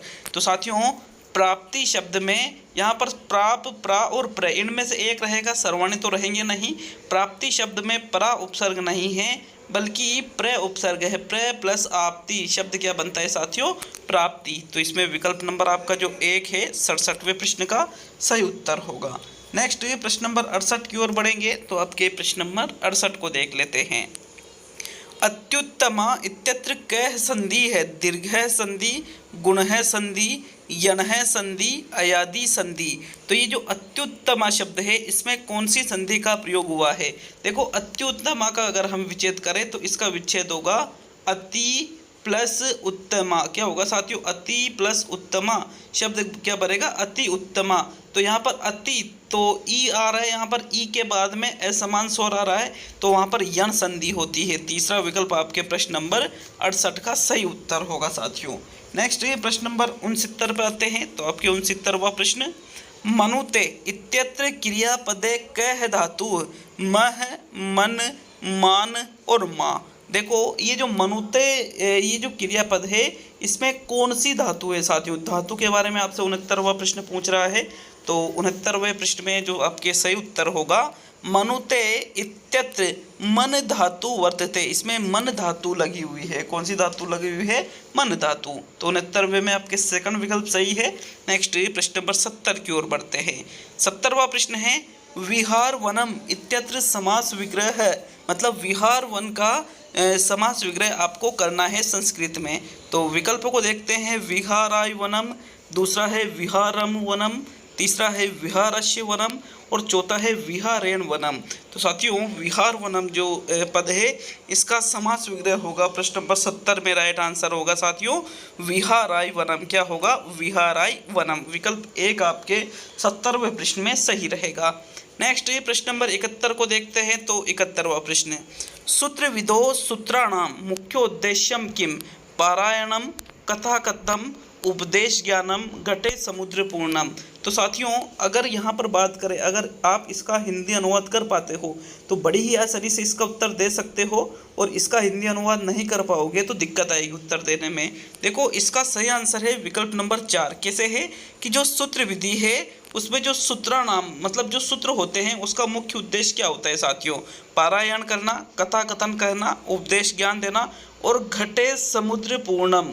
तो देखिए यहाँ पर जो चौथा कथन है इसका सही अर्थ है घटे मतलब घड़ा, समुद्र पूर्णम मतलब गागर में सागर भरना। तो ये जो सूत्र विधि है, सूत्र विधि में जो सूत्र होते हैं साथियों इसका मुख्य उद्देश्य होता है गागर में सागर भरने का। चौथा विकल्प आपके 71वें प्रश्न में सही है। नेक्स्ट प्रश्न नंबर 72 पे आते हैं। तो आपके 72वां प्रश्न देखेंगे साथियों, क्या पूछ रहे हैं प्रश्न नंबर 72। इचु यशा नाम रिक्त स्थान है जिसकी पूर्ति करनी है, तो रिक्त स्थान पूरियत, रिक्त स्थान की पूर्ति कीजिए। कंटय है, दंतय है, तालव्य, ओष्टय है। तो साथियों इचु यशा नाम क्या होता है, तालु होता है। तो इचु यशा नाम तालव्य, विकल्प 3 आपके 72वें प्रश्न का सही उत्तर होगा। देखो अकु है विसर्ग नियाम कंटय होता है, लिरि तुलसा नाम दंता होता है साथियों, और उपबुद्धि नाम ओष्टय होता है, और इचु यशा नाम क्या होता है, तालव्य है। तो विकल्प आपके 3 72वें प्रश्न में सही रहेगा। नेक्स्ट प्रश्न संख्या 73 की ओर बढ़ते हैं। तो आपके प्रश्न नंबर 73 है, मृच्छ कटिकम पदाशस्य विच्छेदो अस्ति। ये जो मृच्छ कटिकम है इस पद का विच्छेद होगा मृद प्लस छ कटिकम, मृत प्लस छ कटिकम, मृद प्लस श कटिकम और मृत प्लस श कटिकम। तो साथियों 73वें प्रश्न में यहाँ पर मृच्छ कटिकम यहाँ पर व्यंजन संधि युक्त पद है, और इसका अगर हम संधि विच्छेद करें तो विकल्प नंबर 4 सही है। मृत प्लस श कटिकम, यहाँ पर तय च में बदल जाएगा और श किस में बदल जाएगा, छ में बदल जाएगा साथियों, और इसमें कौन सी संधि हो जाएगी, व्यंजन संधि। विकल्प 4 आपके प्रश्न नंबर 73 में सही है। मृत प्लस श कटिकम मृच्छ कटिकम पद का संधि विच्छेद होगा। तो चलिए नेक्स्ट प्रश्न नंबर 74 पे आते हैं। 74वां प्रश्न है, भूत बली है इत्यत्र समासो अस्ति। क्रमधारीय है, बहुव्रीहि, तत्पुरुषीय है, द्विगु है। तो साथियों भूत बली शब्द जो है इसमें कौन सा समास प्रयुक्त हुआ है। तो 74वें प्रश्न में अगर हम सही उत्तर देंगे तो इसका सही आंसर होगा भूत बली है इत्यत्र तत्पुरुषीय है समासो अस्ति, मतलब इसमें कौन सा समास है, तत्पुरुष समास है। 74वें में आपके तीसरा विकल्प सही है साथियों। नेक्स्ट प्रश्न नंबर 75 पे आते हैं। तो 75वां प्रश्न है, अंतरा अंतरेण योगे विभक्ति भवती है। प्रथमा विभक्ति, द्वितीय विभक्ति, तृतीय विभक्ति, चतुर्थी विभक्ति, मतलब अंतरा अंतरेण के योग में कौन सी विभक्ति होती है साथियों। तो प्रश्न संख्या 75 में राइट आंसर देना है। अंतरा अंतरेण के योग में अगर हम विभक्ति देंगे तो साथियों इसमें द्वितीय विभक्ति का प्रयोग होता है जहां पर अंतरा अंतरेण का योग होता है। सेकंड विकल्प आपके 75वें प्रश्न में सही है। देखो इसके नियम चलते हैं, जैसे अंतरा अंतरेण में द्वितीय विभक्ति लग रही है, उसी प्रकार अन्य कई सारे नियम चलते हैं साथियों कि इसमें प्रथमा लगेगी, इसमें तृतीय लगेगी, इसमें चतुर्थी लगेगी, इसमें पंचमी लगेगी, भय योगे वैसे वैसे बहुत सारी विभक्तियाँ, नियम याद करने पड़ेंगे आपको इसमें। तो नेक्स्ट प्रश्न नंबर 76 की ओर बढ़ेंगे। 76वां प्रश्न है, संस्कृतम पाठ्य पुस्तकानि लघु सिद्धांत कौमुदी रचनाकार क है। पतंजलि, पाणिनि महोदय, कात्यायन महोदय और वरदराज आचार्य है। तो साथियों अगर हम देखें यहाँ पर प्रश्न क्या पूछ रहा है कि संस्कृत की जो पाठ्य पुस्तक है लघु सिद्धांत कौमुदी, इसके रचनाकार कौन है। प्रश्न नंबर 76 में राइट आंसर देख लेते हैं। तो साथियों 76वें प्रश्न का सही उत्तर होगा आपके विकल्प नंबर 4, वरदराज आचार्य संस्कृत पाठ्य पुस्तकानि जो है लघु सिद्धांत कौमुदी इसके रचनाकार है, मतलब इस पुस्तक की रचना किसके द्वारा की गई है, लघु सिद्धांत कौमुदी की वरदराज आचार्य के द्वारा। तो फोर्थ विकल्प आपके 76 में सही रहेगा। नेक्स्ट प्रश्न नंबर 77 पे आते हैं। आपके 77वां प्रश्न, ग्लेयम इत्यत्र प्रत्यय है, मतलब ग्लेयम जो शब्द है इसमें कौन सा प्रत्यय है। तो यत प्रत्यय है, कत प्रत्यय है, यम प्रत्यय है और अनियर। तो साथियों नी निया नियम युक्त जो शब्दांत होते हैं वहाँ अनियर होता है, तो अनियर तो इसमें है नहीं। अब आपके सामने 3 विकल्प बच रहे हैं। 77वें प्रश्न में राइट आंसर बताना है कि भाई कौन सा विकल्प आपका इसमें सही रहेगा। तो देखो कत में तय शेष रहता है, तो ये भी आपका आंसर नहीं है। यम या यत, तो साथियों ग्लेयम में यम नहीं बल्कि यत प्रत्यय है। यम देखकर यम प्रत्यय नहीं करना है, इसमें यत प्रत्यय लगा हुआ है। विकल्प 1 आपके 77 में सही रहेगा। नेक्स्ट प्रश्न नंबर 78 पे आते हैं। तो चलिए 78 देख लेते हैं। कस्मिन् विदो शिक्षक है, सर्वप्रथम छात्राणाम समक्षे विशिष्टानि उदाहरणानि उपस्थायिति। निगमन विधि है, आगमन विधि है, समवाय विधि है, पाठ्य पुस्तक विधि है। अब एक बार आप इसका आंसर बताइए, फिर इसका अर्थ करेंगे और इसको समझेंगे, क्योंकि यहाँ अगर मैं अर्थ कर देता हूँ तो उससे क्या होता है साथियों, एक चीज़ और देखना, आपके जितने क्वेश्चन हो रहे हैं ना यहाँ से, उससे 10 नंबर कम कर लेना मेन एग्जाम में। क्यों? क्योंकि यहाँ पर क्या होता है, एक तो आप बिना बोझ के मतलब निश्चिंत होकर के आप आंसर दे रहे हो। दूसरी चीज़ क्या है कि आप जो यहाँ पर आंसर दे रहे हो तो मैं क्वेश्चन को समझा रहा हूँ, वहाँ आपको खुद को समझना पड़ेगा। तो कम से कम 10 क्वेश्चन कम कर लेना आप, जितने आपके सही होते हैं। इतने क्वेश्चन हम एग्जाम का दबाव जो होता है उसके कारण गलत कर देते हैं साथियों। तो जैसे 130 हो रहे हैं तो यूँ मानिए एग्जाम में 125-20 के आसपास से रहने वाले हो, अगर बिना दबाव के नहीं करोगे तो, और बिना दबाव के करोगे तो देखो यहाँ पर 78 में देखें तो किस विधि में शिक्षक सबसे पहले छात्रों के समक्ष विशिष्ट उदाहरण प्रस्तुत करता है? आगमन विधि में। एक किस विधि में होता है साथियों ऐसा? जो आगमन विधि है इसमें ही शिक्षक बच्चों के सामने पहले विशिष्ट उदाहरण प्रस्तुत करते हैं और फिर उनके माध्यम से बच्चों के द्वारा ही निष्कर्ष निकलवाए जाते हैं। तो 78 में आपके कौन सा विकल्प सही है साथियों? दूसरा विकल्प सही है। नेक्स्ट 79 पे आते हैं, तो यहाँ 78 में आगमन विधि सही रहेगा। 79 79वां प्रश्न, हर्बर्टीय पंचपदी प्रथम है सोपानम वर्तते, प्रस्तावना है, तुलना है, सामान्यकरण है, प्रयोगे है। तो साथियों 79 में राइट आंसर बताइए कौन सा विकल्प आपका सही है? जो हर्बर्ट की पंचपदी है इसका प्रथम सोपान कौन सा है दिए गए विकल्पों में से? तो साथियों तुलना, सामान्यकरण, प्रयोग बाद में किया जाता है, पहले क्या किया जाता है साथियों? प्रस्तावना प्रश्न पूछे जाते हैं। तो दिए गए विकल्पों के अनुसार आपके ये जो प्रस्तावना प्रश्न है ये हर्बर्ट की पंचपदी विधि का प्रथम सोपान है। प्रथम विकल्प आपके 79 में सही है। नेक्स्ट प्रश्न नंबर 80 पे आते हैं, तो चलिए 80वां प्रश्न देखेंगे। श्रवण कौशलस्य साधनम नास्ति, आकाशवाणी, दूरवाणी, ध्वनि मुद्रण यंत्रम, पुस्तकम। तो 80वें प्रश्न में राइट आंसर बताइए साथियों। 80वां जो प्रश्न है इसका सही उत्तर रहेगा आपके विकल्प नंबर 4, पुस्तकम। कैसे रहेगा कि श्रवण कौशल का साधनम नास्ति, साधन नहीं है। तो आकाशवाणी भी श्रवण कौशल का साधन है, दूरवाणी भी श्रवण कौशल का साधन है, ध्वनि मुद्रण यंत्रम भी श्रवण कौशल का साधन है। लेकिन जो पुस्तकम है साथियों ये श्रवण कौशल का नहीं बल्कि ये तो दृश्य सामग्री के अंतर्गत आती है, इसलिए विकल्प नंबर आपका जो 4 है 80वें प्रश्न का सही उत्तर है। चलिए नेक्स्ट प्रश्न नंबर 81 की ओर बढ़ते हैं, तो आपके प्रश्न नंबर 81, पद्य शिक्षणस्य प्रमुखा विशेषताः वर्तते, ज्ञानम, निमयः, भावः, रसः च और अभिनय है। तो देखो आपको 81वें प्रश्न में प्रश्न को समझ करके उत्तर देना है, कौन सा विकल्प आपका सही रहेगा साथियों? प्रश्न संख्या 81 में देखो राइट आंसर देखे अगर हम तो पद्य शिक्षणस्य प्रमुखा विशेषता वर्तते, पद्य शिक्षण की प्रमुख विशेषता है कौन सी है? ज्ञान, नियम, भाव, रस और अभिनय। तो साथियों पद्य शिक्षण से जैसे कविता वगैरह इसमें आती है, तो इसके अंतर्गत जो इसकी मुख्य विशेषता है वो भाव और रस है साथियों। भावानुभूति, रसानुभूति पद्य शिक्षण की प्रमुख विशेषताओं में सम्मिलित होती है। थर्ड विकल्प 81 में सही है। नेक्स्ट प्रश्न नंबर 82 की ओर बढ़ते हैं, तो चलिए यहाँ पर प्रश्न नंबर 82 की ओर बढ़ेंगे। यहाँ थर्ड विकल्प आपके सही है। 82वां प्रश्न है, सम प्लस दृश्य प्लस ल्यप कृदंत प्रयोगे संपश्य, संदृश्य, संदृश्य और संदृष्टवा। तो साथियों संदृष्टवा में तो कत्वा प्रत्यय लगा हुआ है और यहाँ पर ल्यप है प्रत्यय, तो ये आपका आंसर नहीं है। अब आपके सामने 3 विकल्प है, पहला, दूसरा या तीसरा, कौन सा विकल्प आपका सही रहेगा प्रश्न नंबर 82 में? तो राइट आंसर देख लेते हैं आपके 82 में। देखो सम प्लस दृश्य, इससे संदृश्य प्लस ल्यप, तो साथियों इससे जो शब्द बनेगा वो बनेगा आपके संदृश्य। दूसरा विकल्प आपके 82 में सही है। नेक्स्ट प्रश्न नंबर 83 की ओर बढ़ते हैं। आपके 83वां प्रश्न है, पितृ शब्दस्य चतुर्थी एकवचने रूपम अस्ति, पित्रा, पितरम, पित्रे, पित्राय। तो पितृ जो शब्द है इसका चतुर्थी एकवचन रूप क्या रहेगा? 83 में राइट आंसर बताओ साथियों। पितृ शब्द का चतुर्थी एकवचन रूप होगा पित्रे। क्या होगा? पित्रे होगा साथियों। आपके यहाँ पर प्रश्न नंबर जो 83 था इसमें विकल्प नंबर आपके 3 सही है। कौन सा विकल्प सही है 83 में? तीसरा विकल्प सही है साथियों। पित्रे जो शब्द है ये पितृ शब्द में चतुर्थी एकवचन होता है।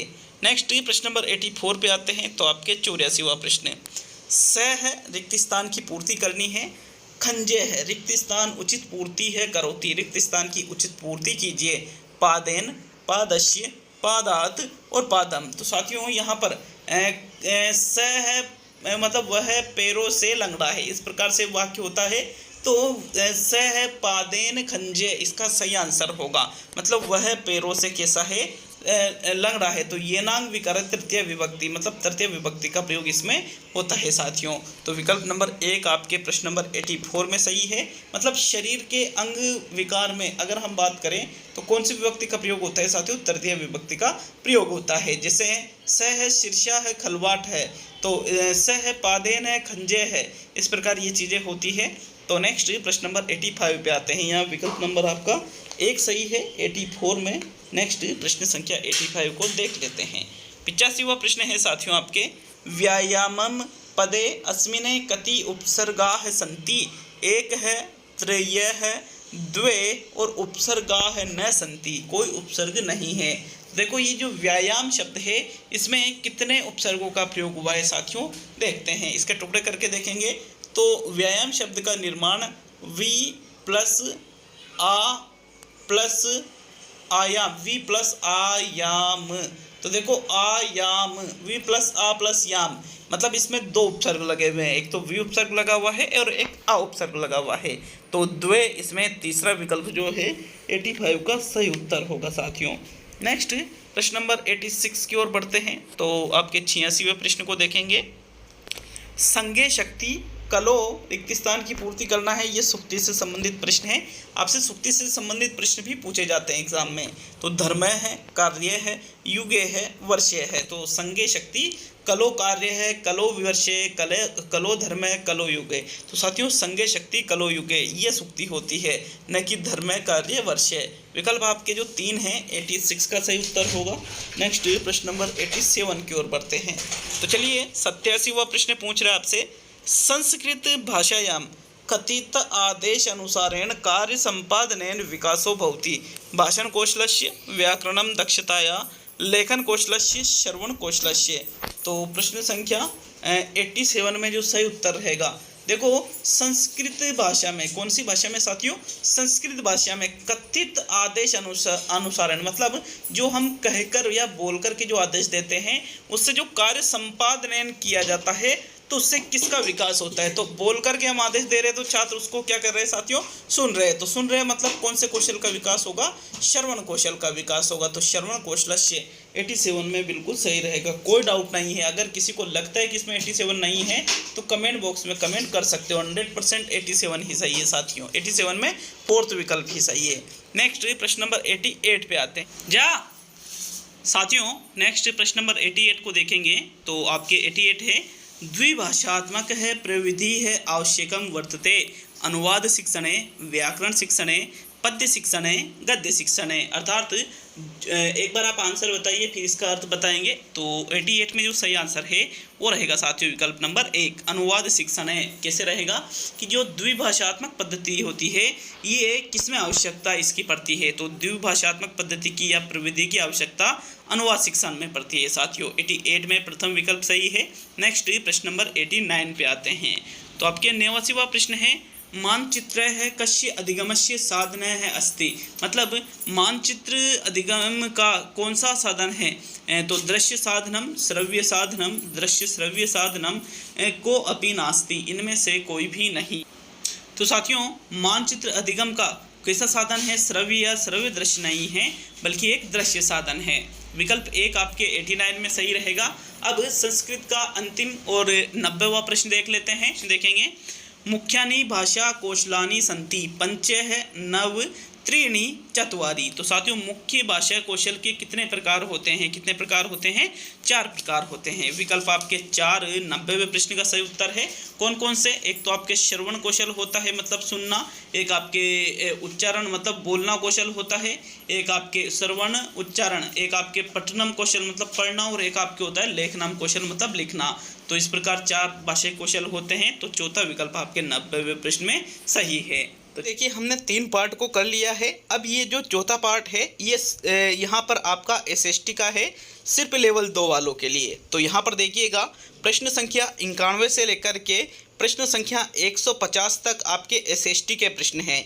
तो जो भी लेवल 2 की तैयारी कर रहे हैं साथियों निश्चित रूप से इस वीडियो को देख करके जाइएगा, क्योंकि बहुत ही क्वालिटी वाले प्रश्न इस वीडियो में आपको देखने को मिलेंगे।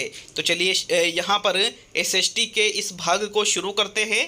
प्रश्न नंबर 91, सिंधु घाटी सभ्यता की खोज का श्रेय किसे दिया जाता है? दयाराम साहनी को, RS बिष्ट को, मजूमदार को और इनमें से कोई भी नहीं। तो साथियों सिंधु घाटी सभ्यता की खोज किसके द्वारा की गई थी? दयाराम साहनी के द्वारा की गई थी। साथियों कब की गई थी? 1921 में। याद रखिएगा, स्पेशल प्रश्न है, विशेष प्रश्न है, इंपॉर्टेंट है एग्जाम के लिए कि सिंधु घाटी सभ्यता की खोज करने वाले दयाराम साहनी थे और 1921 में इन्होंने सिंधु घाटी सभ्यता की खोज की थी। नेक्स्ट प्रश्न संख्या 92 पे हम बढ़ते हैं। तो आपके 92वां प्रश्न है, इनमें से कौन सा तत्वाद्य यंत्र का प्रकार नहीं है? सितारा, वीणा, इकतारा और बांसुरी। तो साथियों यहाँ पर जो तत्वाद्य यंत्र का प्रकार नहीं है प्रश्न संख्या 92 में, उसका चुनाव आपको करना है। देखो यहाँ पर आपका जो सही आंसर होगा साथियों, तो विकल्प नंबर आपका 4 सही है। बांसुरी जो है ये तत्वाद्य यंत्र का प्रकार नहीं है, बल्कि बांसुरी सुशीर वाद्य यंत्रों में आता है। किस में आता है? सुशीर वाद्य यंत्रों में ये आता है साथियों। इसके अलावा जो सितार है, वीणा है, इकतारा है, ये तीनों ही तत्वाद्य यंत्र के अंतर्गत आते हैं, लेकिन बांसुरी नहीं आती है। तो 92 प्रश्न में चौथा विकल्प सही है। अच्छा कमेंट करके जाना लेवल 2 वाले कि 150 में से कितने प्रश्न आपने सही किए हैं साथियों। नेक्स्ट प्रश्न संख्या 93 की ओर बढ़ते हैं। तो आपके प्रश्न 93 है, किसे ऋग्वेद में मुख्य संपत्ति माना जाता था? मकान को, महल को, गोधन को और भूमि को। तो साथियों ऋग्वेद में मुख्य संपत्ति इनमें से किसे माना जाता था? 93वें प्रश्न में आपके जो सही आंसर है वो रहेगा साथियों विकल्प नंबर 3, गोधन, मतलब गायों को साथियों ऋग्वेद में मुख्य संपत्ति माना जाता था कि जिसके पास जितनी ज़्यादा गायें होती थी वह उसके पास यूँ माना जाता था कि उसके पास उतनी ही अधिक संपत्ति है। तो 93वें प्रश्न में तीसरा विकल्प आपके सही रहेगा। नेक्स्ट प्रश्न संख्या 94 की ओर बढ़ते हैं। तो चलिए 94वां प्रश्न देखेंगे, समाधि मरण किस धर्म से संबंधित है? बौद्ध धर्म से, जैन धर्म से, हिंदू धर्म से और इनमें से कोई भी नहीं। तो साथियों प्रश्न संख्या 94 में जो आपके सही उत्तर रहेगा, जो समाधि मरण है साथियों, जिसमें जीवित व्यक्ति ही समाधि ले लेता था, वो आपके जैन धर्म से संबंधित है। कौन से धर्म से संबंधित है? जैन धर्म से। तो दूसरा विकल्प आपके 94 में सही रहेगा। नेक्स्ट प्रश्न नंबर 95 की ओर बढ़ेंगे। तो 95वां प्रश्न है, प्राचीन समय में बिहार को किस नाम से जाना जाता था? मगध, भागलपुर, पटना और पाटलिपुत्र। तो यहाँ पर देखिए बिहार को प्राचीन समय में जिस नाम से जाना जाता था उसका चयन आपको 95 प्रश्न में करना है साथियों। तो प्राचीन समय में बिहार को मगध के नाम से जाना जाता था। क्या किस नाम से जाना जाता था साथियों? मगध नाम से। विकल्प आपके 95वें प्रश्न में सही है। नेक्स्ट प्रश्न नंबर 96 की ओर बढ़ते हैं। तो प्रश्न संख्या 96 है, मूल्यांकन की विशेषता नहीं है? वस्तुनिष्ठता, व्यापकता, मानकता और व्यक्तिनिष्ठता। साथियों मूल्यांकन की विशेषताओं में वस्तुनिष्ठता सम्मिलित होती है कि किसी प्रश्न का सिर्फ एक ही उत्तर सही हो। व्यापकता होती है कि संपूर्ण पाठ्यक्रम से मूल्यांकन किया जाए। मानकता होती है, लेकिन व्यक्तिनिष्ठता मूल्यांकन के गुणों या विशेषता में सम्मिलित नहीं है। तो 96वां जो प्रश्न है इसमें आपके चौथा विकल्प सही है साथियों। नेक्स्ट प्रश्न नंबर 97वां प्रश्न देख लेते हैं। परियोजना विधि के जनक है जॉन ड्यूवी, किलपैट्रिक, स्टीवेंसन और रिचर्डसन। आपके एसएसटी में परियोजना विधि से संबंधित हर बार प्रश्न पूछा जाता है। तो परियोजना विधि के जनक कौन है साथियों? किलपैट्रिक है। किलपैट्रिक को परियोजना विधि का जनक कहा जाता है और यह विधि करके सीखने पर आधारित है। छात्र इसमें कैसे सीखता है? करके सीखता है साथियों। देखो करके सीखना जो विचारधारा है मूल रूप से जॉन ड्यूवी की है, लेकिन परियोजना विधि किसकी है? किलपैट्रिक की है। तो 97 में आपके सेकंड विकल्प सही रहेगा, क्योंकि यहाँ पर परियोजना विधि का जनक पूछा जा रहा है। 97 में किलपैट्रिक सही है साथियों।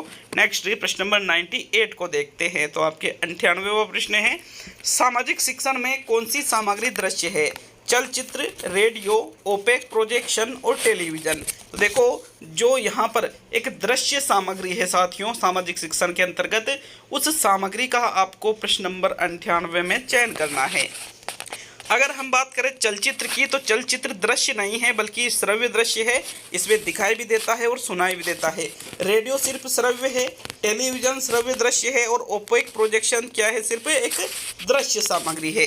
तो विकल्प नंबर आपका जो 3 है 98वें प्रश्न में सही है।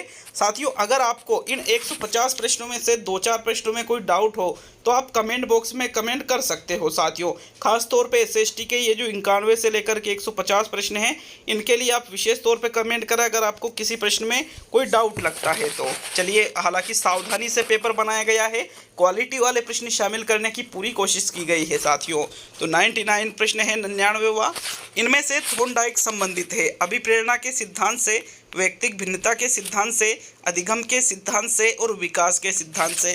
थॉर्नडाइक के द्वारा इनमें से किस प्रकार का सिद्धांत दिया गया है? साथियों, आपके विकल्प नंबर 3 सही है। थॉर्नडाइक अधिगम के सिद्धांत से संबंधित है। क्यों है? क्योंकि थॉर्नडाइक ने अधिगम से संबंधित एक सिद्धांत दिया था, उद्दीपक अनुक्रिया का सिद्धांत, जिसको प्रयास एवं त्रुटि का सिद्धांत भी कहा जाता है। साथियों, तो आपके विकल्प नंबर जो 3 है यही आपका सही उत्तर होगा 99वें प्रश्न में। चलिए 100वां प्रश्न देखेंगे, तो आपके प्रश्न संख्या 100 पे आते हैं। राजस्थान में सहकारिता अधिनियम कब प्रभाव में आया? 2 अक्टूबर 1965 को, 2 जनवरी 1965 को, 2 मार्च 1965 को और 2 जुलाई 1965 को।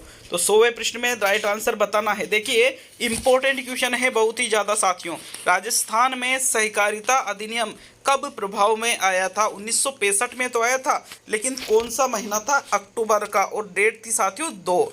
तो 2 अक्टूबर 1965 को राजस्थान में सहकारिता अधिनियम प्रभाव में आया था। विकल्प नंबर आपका 1 सही है प्रश्न नंबर 100 में। नेक्स्ट है प्रश्न नंबर 101 की ओर बढ़ते हैं।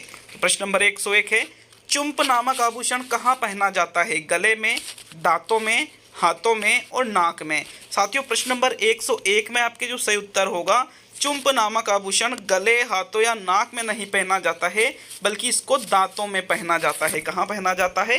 दांतों में। सेकंड विकल्प आपके 101वें प्रश्न में सही है। नेक्स्ट ये प्रश्न नंबर 102 की ओर बढ़ेंगे। तो आपके प्रश्न नंबर 102 है, हड़प्पा संस्कृति, जिसको सिंधु घाटी सभ्यता भी कहते हैं, इसके अभिलेख मुख्यतः किस वस्तु पर बने मिले हैं? शिलाओं पर, मुहरों पर, स्तंभों पर और ताम्रपत्रों पर। तो 102वें प्रश्न में राइट आंसर बताना है। देखिए, जो हड़प्पा संस्कृति है, जिसको सिंधु घाटी सभ्यता भी कहते हैं, इसके जो अभिलेख है साथियों मुख्यतः मुहरों पर बने मिले हैं। किन पर? मुहरों पर। मुहरों पर यहाँ पर इनके अभिलेख बने मिले हैं ज़्यादातर, इसलिए दूसरा विकल्प आपके प्रश्न नंबर 102 में सही रहेगा।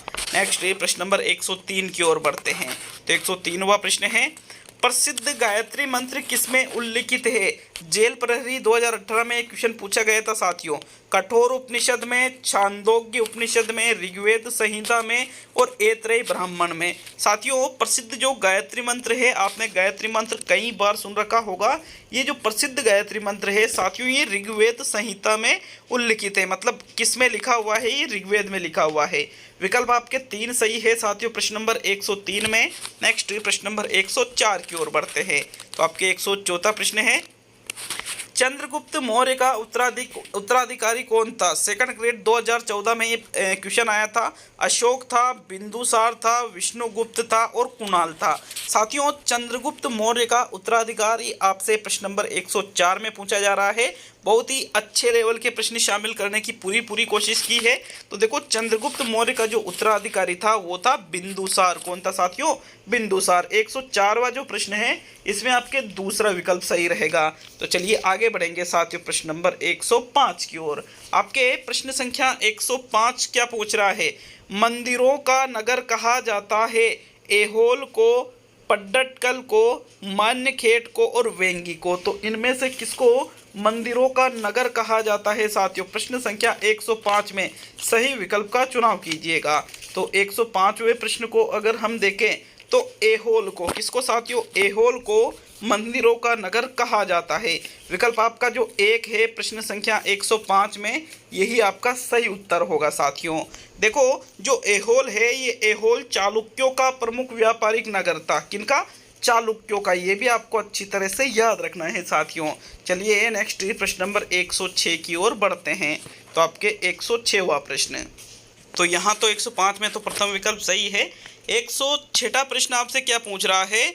निम्न में से कौन सा भक्ति संत कृष्ण का उपासक नहीं था? स्कूल लेक्चरर एग्जाम 2020 में ये प्रश्न पूछा गया है साथियों।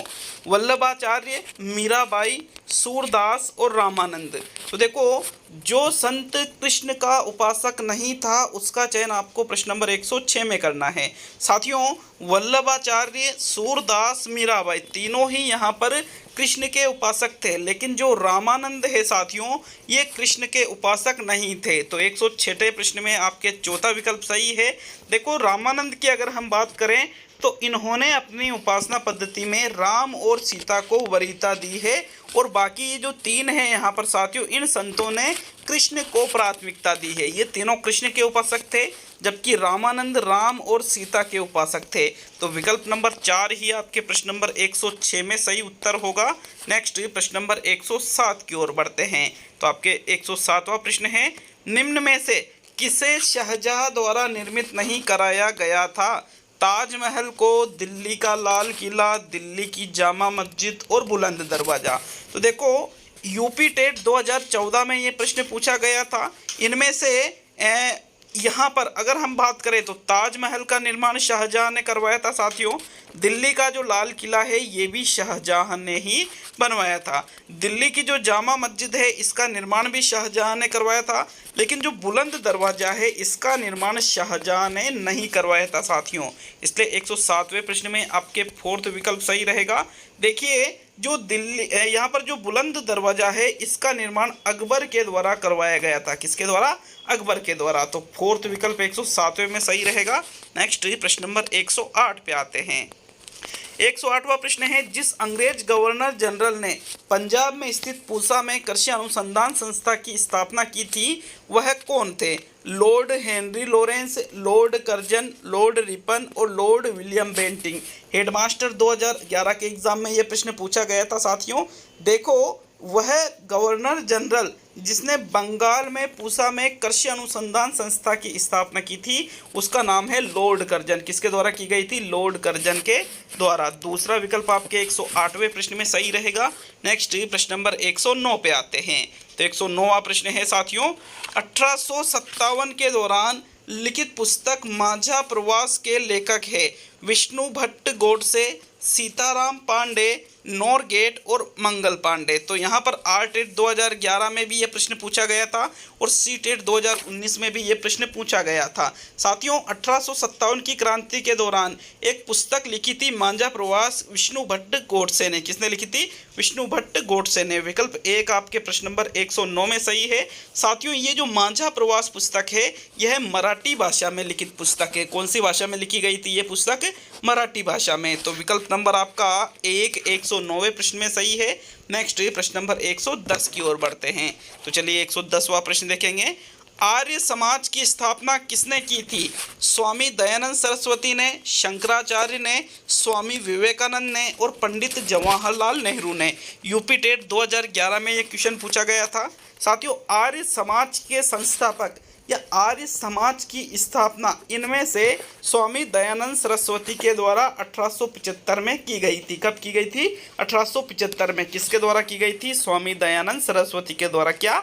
आर्य समाज की स्थापना। याद रखिएगा, ये भी मोस्ट इंपोर्टेंट क्वेश्चन है एग्जाम है। तो विकल्प 1 आपके 110वें प्रश्न में सही है। नेक्स्ट प्रश्न नंबर 111 की ओर बढ़ते हैं। तो आपके 111वां प्रश्न है, गांधी जी ने अपनी आत्मकथा किस भाषा में लिखी? आर टेट 2011 और जूनियर अकाउंटेंट परीक्षा में ये प्रश्न पूछा गया था। हिंदी भाषा में लिखी थी, अंग्रेजी भाषा में लिखी थी, गुजराती भाषा में लिखी थी और मलयालम भाषा में लिखी थी साथियों। गांधी जी के द्वारा अपनी जो आत्मकथा लिखी गई थी साथियों, इस प्रश्न का आंसर कुछ जगह इंग्लिश भी मिला है, कुछ जगह हिंदी भी मिला है और कुछ जगह गुजराती भी मिला है। लेकिन इसका जो सटीक आंसर है साथियों, जहाँ तक मैंने इसमें अच्छे से अध्ययन करके इस प्रश्न को जो शामिल किया था, तो गुजराती भाषा में गांधी जी के द्वारा अपनी आत्मकथा को लिखा गया था। थर्ड विकल्प 111वें प्रश्न में यहाँ पर सही रहेगा। एक बात मैं आपको बता दूं कि इस क्वेश्चन के लिए आप कमेंट जरूर करें कि जहाँ तक मुझे मिला है गुजराती इसका सही आंसर होना चाहिए और यही मैं इसी विकल्प पर जाऊँगा। तो इस क्वेश्चन के लिए आप कमेंट कर सकते हो साथियों प्रश्न नंबर 111 के लिए। ये भी मोस्ट इंपॉर्टेंट क्वेश्चन है। देखो नेक्स्ट प्रश्न नंबर 112 की ओर बढ़ते हैं। तो चलिए 112वां प्रश्न देखेंगे। इंकलाब जिंदाबाद का नारा सबसे पहले किसने दिया था? डीपीसी 2014 का क्वेश्चन है ये। लोकमान्य तिलक ने, वीर सावरकर ने, चंद्रशेखर ने और शहीद भगत सिंह ने। साथियों, इंकलाब जिंदाबाद का नारा सबसे पहले शहीद भगत सिंह के द्वारा दिया गया था। साथियों, विकल्प 4 आपके प्रश्न नंबर 112 में सही उत्तर होगा। नेक्स्ट प्रश्न नंबर 113 की ओर बढ़ते हैं। ये सारे ही प्रश्न एग्जाम के लायक प्रश्न हैं साथियों। तो चलिए प्रश्न संख्या 113 को देखेंगे। संविधान सभा के स्थायी सभापति थे। ये क्वेश्चन कितनी बार पूछा गया है? सेकंड ग्रेड 2011 में, सी टेट 2011 में, यूपी टेट 2018 में और पीएसआई एग्जाम 1998 में। तो देखो, इतना इंपॉर्टेंट क्वेश्चन है। संविधान सभा के स्थायी सभापति कौन थे? Doctor Bhimrao Ambedkar, doctor Rajendra Prasad, doctor सच्चिदानंद सिन्हा और कन्हैयालाल माणिकलाल मुंशी। तो साथियों, प्रश्न नंबर 113 में कौन सा विकल्प आपका सही रहेगा? जो संविधान सभा है साथियों, इसके स्थायी सभापति कौन थे? विकल्प नंबर 2 डॉक्टर राजेंद्र प्रसाद थे साथियों। दूसरा विकल्प आपके प्रश्न 113 में सही है। नेक्स्ट प्रश्न नंबर 114 की ओर बढ़ते हैं। तो प्रश्न नंबर 114 है, संविधान का कौन सा अनुच्छेद बाल श्रम पर प्रतिबंध लगाता है? अनुच्छेद 32, अनुच्छेद 24, अनुच्छेद 28 और अनुच्छेद 65। साथियों, रीट 2011 और RAS प्री 2007 में इस प्रश्न को पूछा गया था। जो संविधान का अनुच्छेद 24 है साथियों, यह 14 वर्ष से कम उम्र के बालकों को बाल श्रम पर प्रतिबंध लगाता है साथियों। विकल्प नंबर आपका जो 2 है, प्रश्न संख्या 114 में सही उत्तर है। नेक्स्ट प्रश्न नंबर 115 की ओर बढ़ेंगे। तो आपके प्रश्न संख्या 115 है, भारतीय संविधान के 44वें संशोधन के पश्चात मूल अधिकारों की संख्या है? 6 है, 7 है, 8 है और 5 है। तो बताओ प्रश्न नंबर 115 में कौन सा विकल्प आपका सही रहेगा? साथियों, भारतीय संविधान में जो 44वां संविधान संशोधन हुआ था, उसके बाद में मूल अधिकारों की संख्या कितनी है? 6 है साथियों। विकल्प 1 आपके प्रश्न 115 में सही है। नेक्स्ट प्रश्न नंबर 116 की ओर बढ़ते हैं। तो 116वां प्रश्न है, भारत का राष्ट्रपति अपना त्यागपत्र किसे प्रेषित करता है? प्रधानमंत्री को, लोकसभा अध्यक्ष को, उच्चतम न्यायालय के मुख्य न्यायाधीश को और उपराष्ट्रपति को। तो जो भारत का राष्ट्रपति है साथियों, ये अपना त्यागपत्र प्रधानमंत्री को नहीं भेजता है, ना ही लोकसभा अध्यक्ष को, ना ही उच्चतम न्यायालय के मुख्य न्यायाधीश को, बल्कि भारत का राष्ट्रपति अपना त्यागपत्र किसको भेजता है? उपराष्ट्रपति को भेजता है। इंपॉर्टेंट क्वेश्चन है साथियों। चौथा विकल्प आपके प्रश्न नंबर 116 में सही रहेगा। नेक्स्ट प्रश्न नंबर 117 की ओर बढ़ते हैं। तो चलिए 117वां प्रश्न, राजस्थान में नगर निगम के प्रमुख को कहते हैं? अध्यक्ष, महापौर, सभापति और नगर प्रमुख। तो देखो, नगर पालिका है, ग्राम पंचायत है, नगर निगम है। साथियों, नगर निगम के प्रमुख को पूछा गया है प्रश्न नंबर 117 में, किस नाम से जाना जाता है नगर निगम के प्रमुख को? तो नगर निगम के प्रमुख को महापौर कहा जाता है। क्या कहा जाता है? महापौर। दूसरा विकल्प आपके 117वें प्रश्न में सही है। नेक्स्ट प्रश्न नंबर 118 की ओर बढ़ेंगे। तो चलिए 118वां प्रश्न देखेंगे, जनसंख्या तथा क्षेत्रफल की दृष्टि से भारत का स्थान विश्व में क्रमशः है? दूसरा और चौथा, तीसरा और सातवां, दूसरा और पांचवा और दूसरा और सातवां। तो देखो, जनसंख्या की दृष्टि से तो चीन हमसे आगे है साथियों, तो यहाँ पर दूसरा स्थान है भारत का जनसंख्या की दृष्टि से, तो मतलब दूसरा विकल्प यहाँ हट जाता है। अब क्षेत्रफल की दृष्टि से अगर हम बात करें तो भारत का 7वां स्थान है विश्व में साथियों, मतलब चौथा विकल्प आपके प्रश्न नंबर 118 का सही उत्तर होगा। नेक्स्ट प्रश्न नंबर 119 की ओर बढ़ते हैं। 119वां प्रश्न है, चिपको आंदोलन के प्रेरणता है? यूटेट 2016 का क्वेश्चन है। हेमवंती बहुगुणा, सुंदरलाल बहुगुणा, मदर टेरेसा और महात्मा गांधी। तो साथियों, चिपको जो आंदोलन है, चिपको आंदोलन, इसके जो प्रेरणा माने जाते हैं वो है सुंदरलाल बहुगुणा। साथियों, ये जो चिपको आंदोलन है ये पर्यावरण संरक्षण से संबंधित है, पर्यावरण की रक्षा करने से। विकल्प नंबर आपका जो 2 है प्रश्न नंबर 119 का सही उत्तर है। नेक्स्ट प्रश्न नंबर 120 की ओर बढ़ते हैं। तो आपके 120वां प्रश्न है, निम्न में से कौन सा एक राजस्थान में वर्षा जल संग्रहण की परंपरागत विधि है? कौन सा एक राजस्थान में वर्षा जल संग्रहण की परंपरागत विधि पूछी है? 8/2012 का क्वेश्चन है। तालाब, कुआं, नदी और टांका। तो साथियों, परंपरागत विधि की बात की जा रही है। यहाँ पर राजस्थान में वर्षा जल संग्रहण की जो परंपरागत विधि है, तालाब, कुआं, नदी नहीं है बल्कि टाँका है साथियों। टाँका परंपरागत विधियों में आती है, राजस्थान जल संरक्षण की विधियों में। तो फोर्थ विकल्प आपके 120वें प्रश्न में सही है। नेक्स्ट प्रश्न संख्या 121 की ओर बढ़ते हैं। देखो आपके प्रश्न नंबर 121 है, वर्षा जल संग्रहण लाभदायक है सिंचाई के लिए, कृषि के लिए, जल विद्युत उत्पादन के लिए और भूमिगत जल स्तर सुधारने के लिए। तो वर्षा जल संग्रहण, जो बरसात में पानी आता है साथियों, उसका संग्रहण यदि हम करते हैं तो वो किसके लिए लाभदायक माना जाएगा? आरटेट 2011 का क्वेश्चन है ये। तो इसका सही उत्तर है साथियों, भूमिगत जल स्तर सुधारने के लिए वर्षा जल संग्रहण लाभदायक है। गवर्नमेंट क्या करती है, जगह जगह पर छोटे छोटे तालाब बना देती है साथियों, छोटे छोटे गड्ढे खुदवाती है गवर्नमेंट पहाड़ी क्षेत्रों में, ताकि वर्षा का जल एकत्रित होकर के नीचे जमीन में जाएगा तो जल स्तर उसका सुधरेगा, किसका? जमीन का। अर्थात भूमिगत जल स्तर सुधारने के लिए वर्षा जल संग्रहण को लाभदायक माना जाता है। फोर्थ विकल्प आपके 121वें में सही है। नेक्स्ट प्रश्न नंबर 122 पे आते हैं। तो आपके प्रश्न नंबर 122 है, राजस्थान का प्रथम वस्त्र उद्योग स्थापित हुआ था गंगानगर में, भीलवाड़ा में, उदयपुर में और ब्यावर में। तो प्रश्न संख्या 122 में जो आपके सही उत्तर रहेगा, जो राजस्थान का प्रथम वस्त्र उद्योग है साथियों, यह ब्यावर में स्थापित हुआ था। कहाँ स्थापित हुआ था? ब्यावर, अजमेर में स्थापित हुआ था, जिसका नाम है द कृष्णा मिल्स लिमिटेड। और इसकी स्थापना 1889 ईस्वी में दामोदर व्यास ने ब्यावर अजमेर में की थी साथियों। तो 122वां जो प्रश्न है इसमें आपके फोर्थ विकल्प इसमें भी सही रहेगा। नेक्स्ट प्रश्न नंबर 123 की ओर बढ़ते हैं। तो चलिए 123वां प्रश्न देख लेते हैं। कमेंट करके जाना कितने प्रश्न 150 में से सही हो रहे हैं। वीडियो अच्छा लगे तो 5 जगह शेयर करना, वीडियो को कम से कम 5 जगह साथियों। तो प्रश्न नंबर 123, राजस्थान में कौन सा रसायन उद्योग का केंद्र नहीं है? डिडवाना, सवाई माधोपुर, कोटा और अलवर। तो साथियों रसायन उद्योग का केंद्र इनमें से राजस्थान में कौन सा नहीं है, उसका चयन आपको करना है। तो 123वें प्रश्न में देखिए, अलवर में भी रसायन उद्योग केंद्र है, कोटा में भी है, डिडवाना में भी है, लेकिन सवाई माधोपुर में नहीं है। तो 123वें प्रश्न में आपके सेकंड विकल्प सही है। नेक्स्ट प्रश्न नंबर 124 की ओर बढ़ेंगे। तो आपके प्रश्न संख्या 124, सामाजिक अध्ययन में प्रयोजना विधि बल देती है पढ़कर सीखने पर, देखकर सीखने पर, सुनकर सीखने पर और करके सीखने पर। तो साथियों सामाजिक अध्ययन में जो प्रयोजना विधि है, प्रयोजना विधि से संबंधित प्रश्न अभी हमने किया था साथियों कि भाई प्रयोजना विधि के जनक कौन है? किलपेट्री के। और वहाँ पर मैंने आपको बताया था कि इस विधि में बालक कैसे सीखता है साथियों? करके सीखता है, लर्निंग बाय डूइंग इसमें होती है। तो विकल्प नंबर 4 आपके 124वें प्रश्न में सही है। और लर्निंग बाय डूइंग किस विचारधारा किसकी है? जॉन ड्यूवी की। चलिए नेक्स्ट प्रश्न नंबर 125 पे आते हैं। 125वां प्रश्न है, सामाजिक शिक्षण में खोज विधि का गुण नहीं है। इसमें बालक स्वयं खोज करता है, इसमें छात्र क्रियाशील रहते हैं, अध्यापक को आराम मिलता है और छात्रों में वैज्ञानिक दृष्टिकोण उत्पन्न होता है। तो जो सामाजिक शिक्षण में खोज विधि है उसका गुण जो नहीं है उसका चयन आपको प्रश्न नंबर 125 में करना है।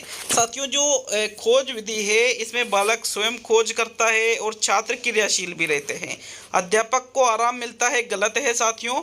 यहाँ पर ये जो तीसरा विकल्प है ये कोई खोज विधि के गुणों में सम्मिलित नहीं होता है। यहाँ चौथा, दूसरा और जो पहला विकल्प है ये तो खोज विधि के गुणों में सम्मिलित है, लेकिन तीसरा विकल्प खोज विधि के गुणों में सम्मिलित नहीं है।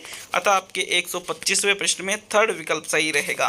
नेक्स्ट प्रश्न नंबर 126 की ओर बढ़ेंगे। तो आपके 126वां प्रश्न, निम्न में से राजस्थान के कौन से जिलों में नदी नहीं है? बाड़मेर व जालोर में, बीकानेर व चूरू में, जैसलमेर व जोधपुर में और श्री गंगानगर व हनुमानगढ़ में।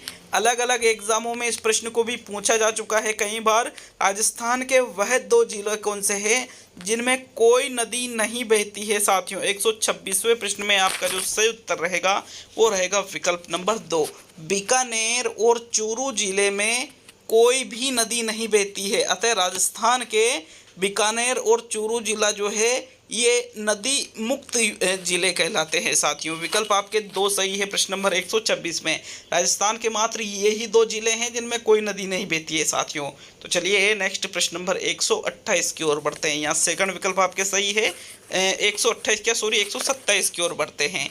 तो 127वां प्रश्न, सिंदरी किसके उत्पादन के लिए प्रसिद्ध है? पेट्रो रसायन, सूती वस्त्र, रासायनिक उर्वरक और सीमेंट। तो 127वें प्रश्न में जो सही आंसर रहेगा वो कौन सा विकल्प रहेगा साथियों? सिंदरी इनमें से रासायनिक उर्वरक के लिए प्रसिद्ध मानी जाती है। किसके लिए? रासायनिक उर्वरक के लिए। तो थर्ड विकल्प 127वें में सही है। नेक्स्ट प्रश्न नंबर 128 पे आते हैं साथियों। 128वें प्रश्न में आपका जो सही आपका जो प्रश्न पूछ रहा है कि चावल उत्पादन में भारत का विश्व में स्थान है। पहला स्थान है, दूसरा स्थान है, तीसरा स्थान है और चौथा स्थान है। तो चावल उत्पादन की दृष्टि से भारत का विश्व में साथियों कौन सा स्थान है? दूसरा स्थान है। कौन सा स्थान है? दूसरा।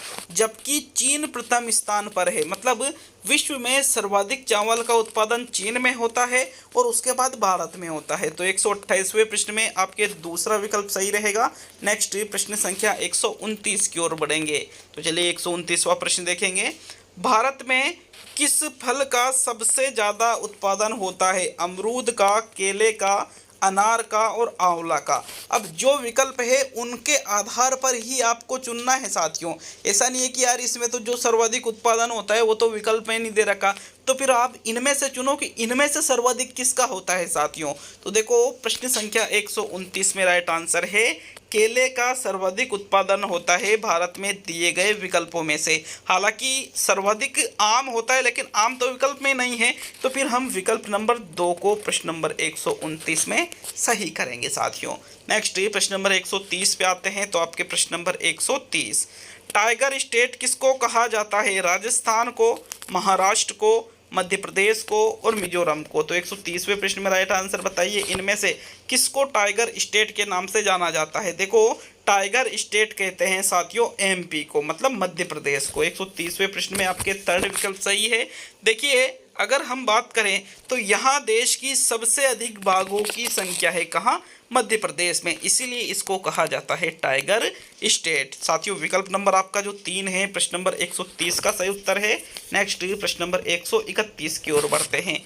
तो आपके प्रश्न संख्या 131, भारत में निम्न में से कौन सा क्षेत्र जैव विविधता तप्त स्थल है? पूर्वी घाट, गंगा के मैदान, सुंदरवन और पश्चिमी घाट। तो 131वें प्रश्न में राइट आंसर बताइएगा। देखिए जैव विविधता तप्त स्थल जिसको हॉट स्पॉट भी कहा जाता है साथियों, देखो यहाँ दिए गए जो विकल्प है उसमें आपका जो सही उत्तर है भारत में जो पश्चिमी घाट है साथियों ये जैव विविधता तप्त स्थल में सम्मिलित है। तो विकल्प नंबर आपके 131 में चौथा विकल्प सही है। नेक्स्ट प्रश्न नंबर 132 को देखते हैं। तो 132वां प्रश्न, गंगा नदी निकलती है, अरावली श्रेणी से निकलती है गंगा नदी, लद्दाख ग्लेशियर से निकलती है, गंगोत्री ग्लेशियर से निकलती है और मिलाप ग्लेशियर से निकलती है।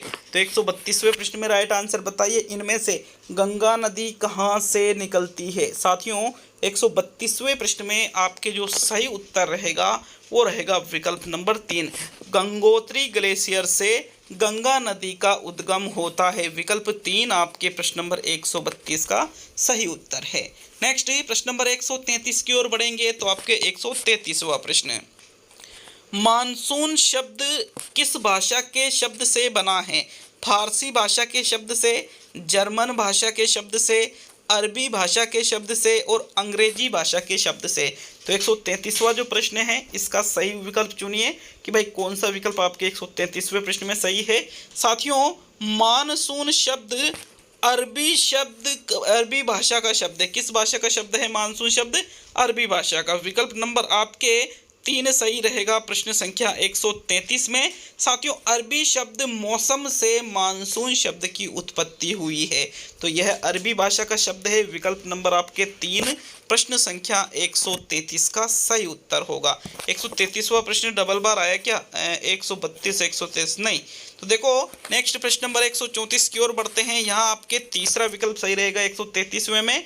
अरबी भाषा का कौन सा शब्द मौसम से मानसून शब्द बना है साथियों? तो चलिए 134वां प्रश्न, किस जगह को फ्लोरा और फना सूचित करता है? पेड़ पौधे और जंतुओं को, मछलियां एवं पेड़ पौधों को, जंतुओं एवं मछलियों को और पक्षियों एवं पेड़ पौधों को।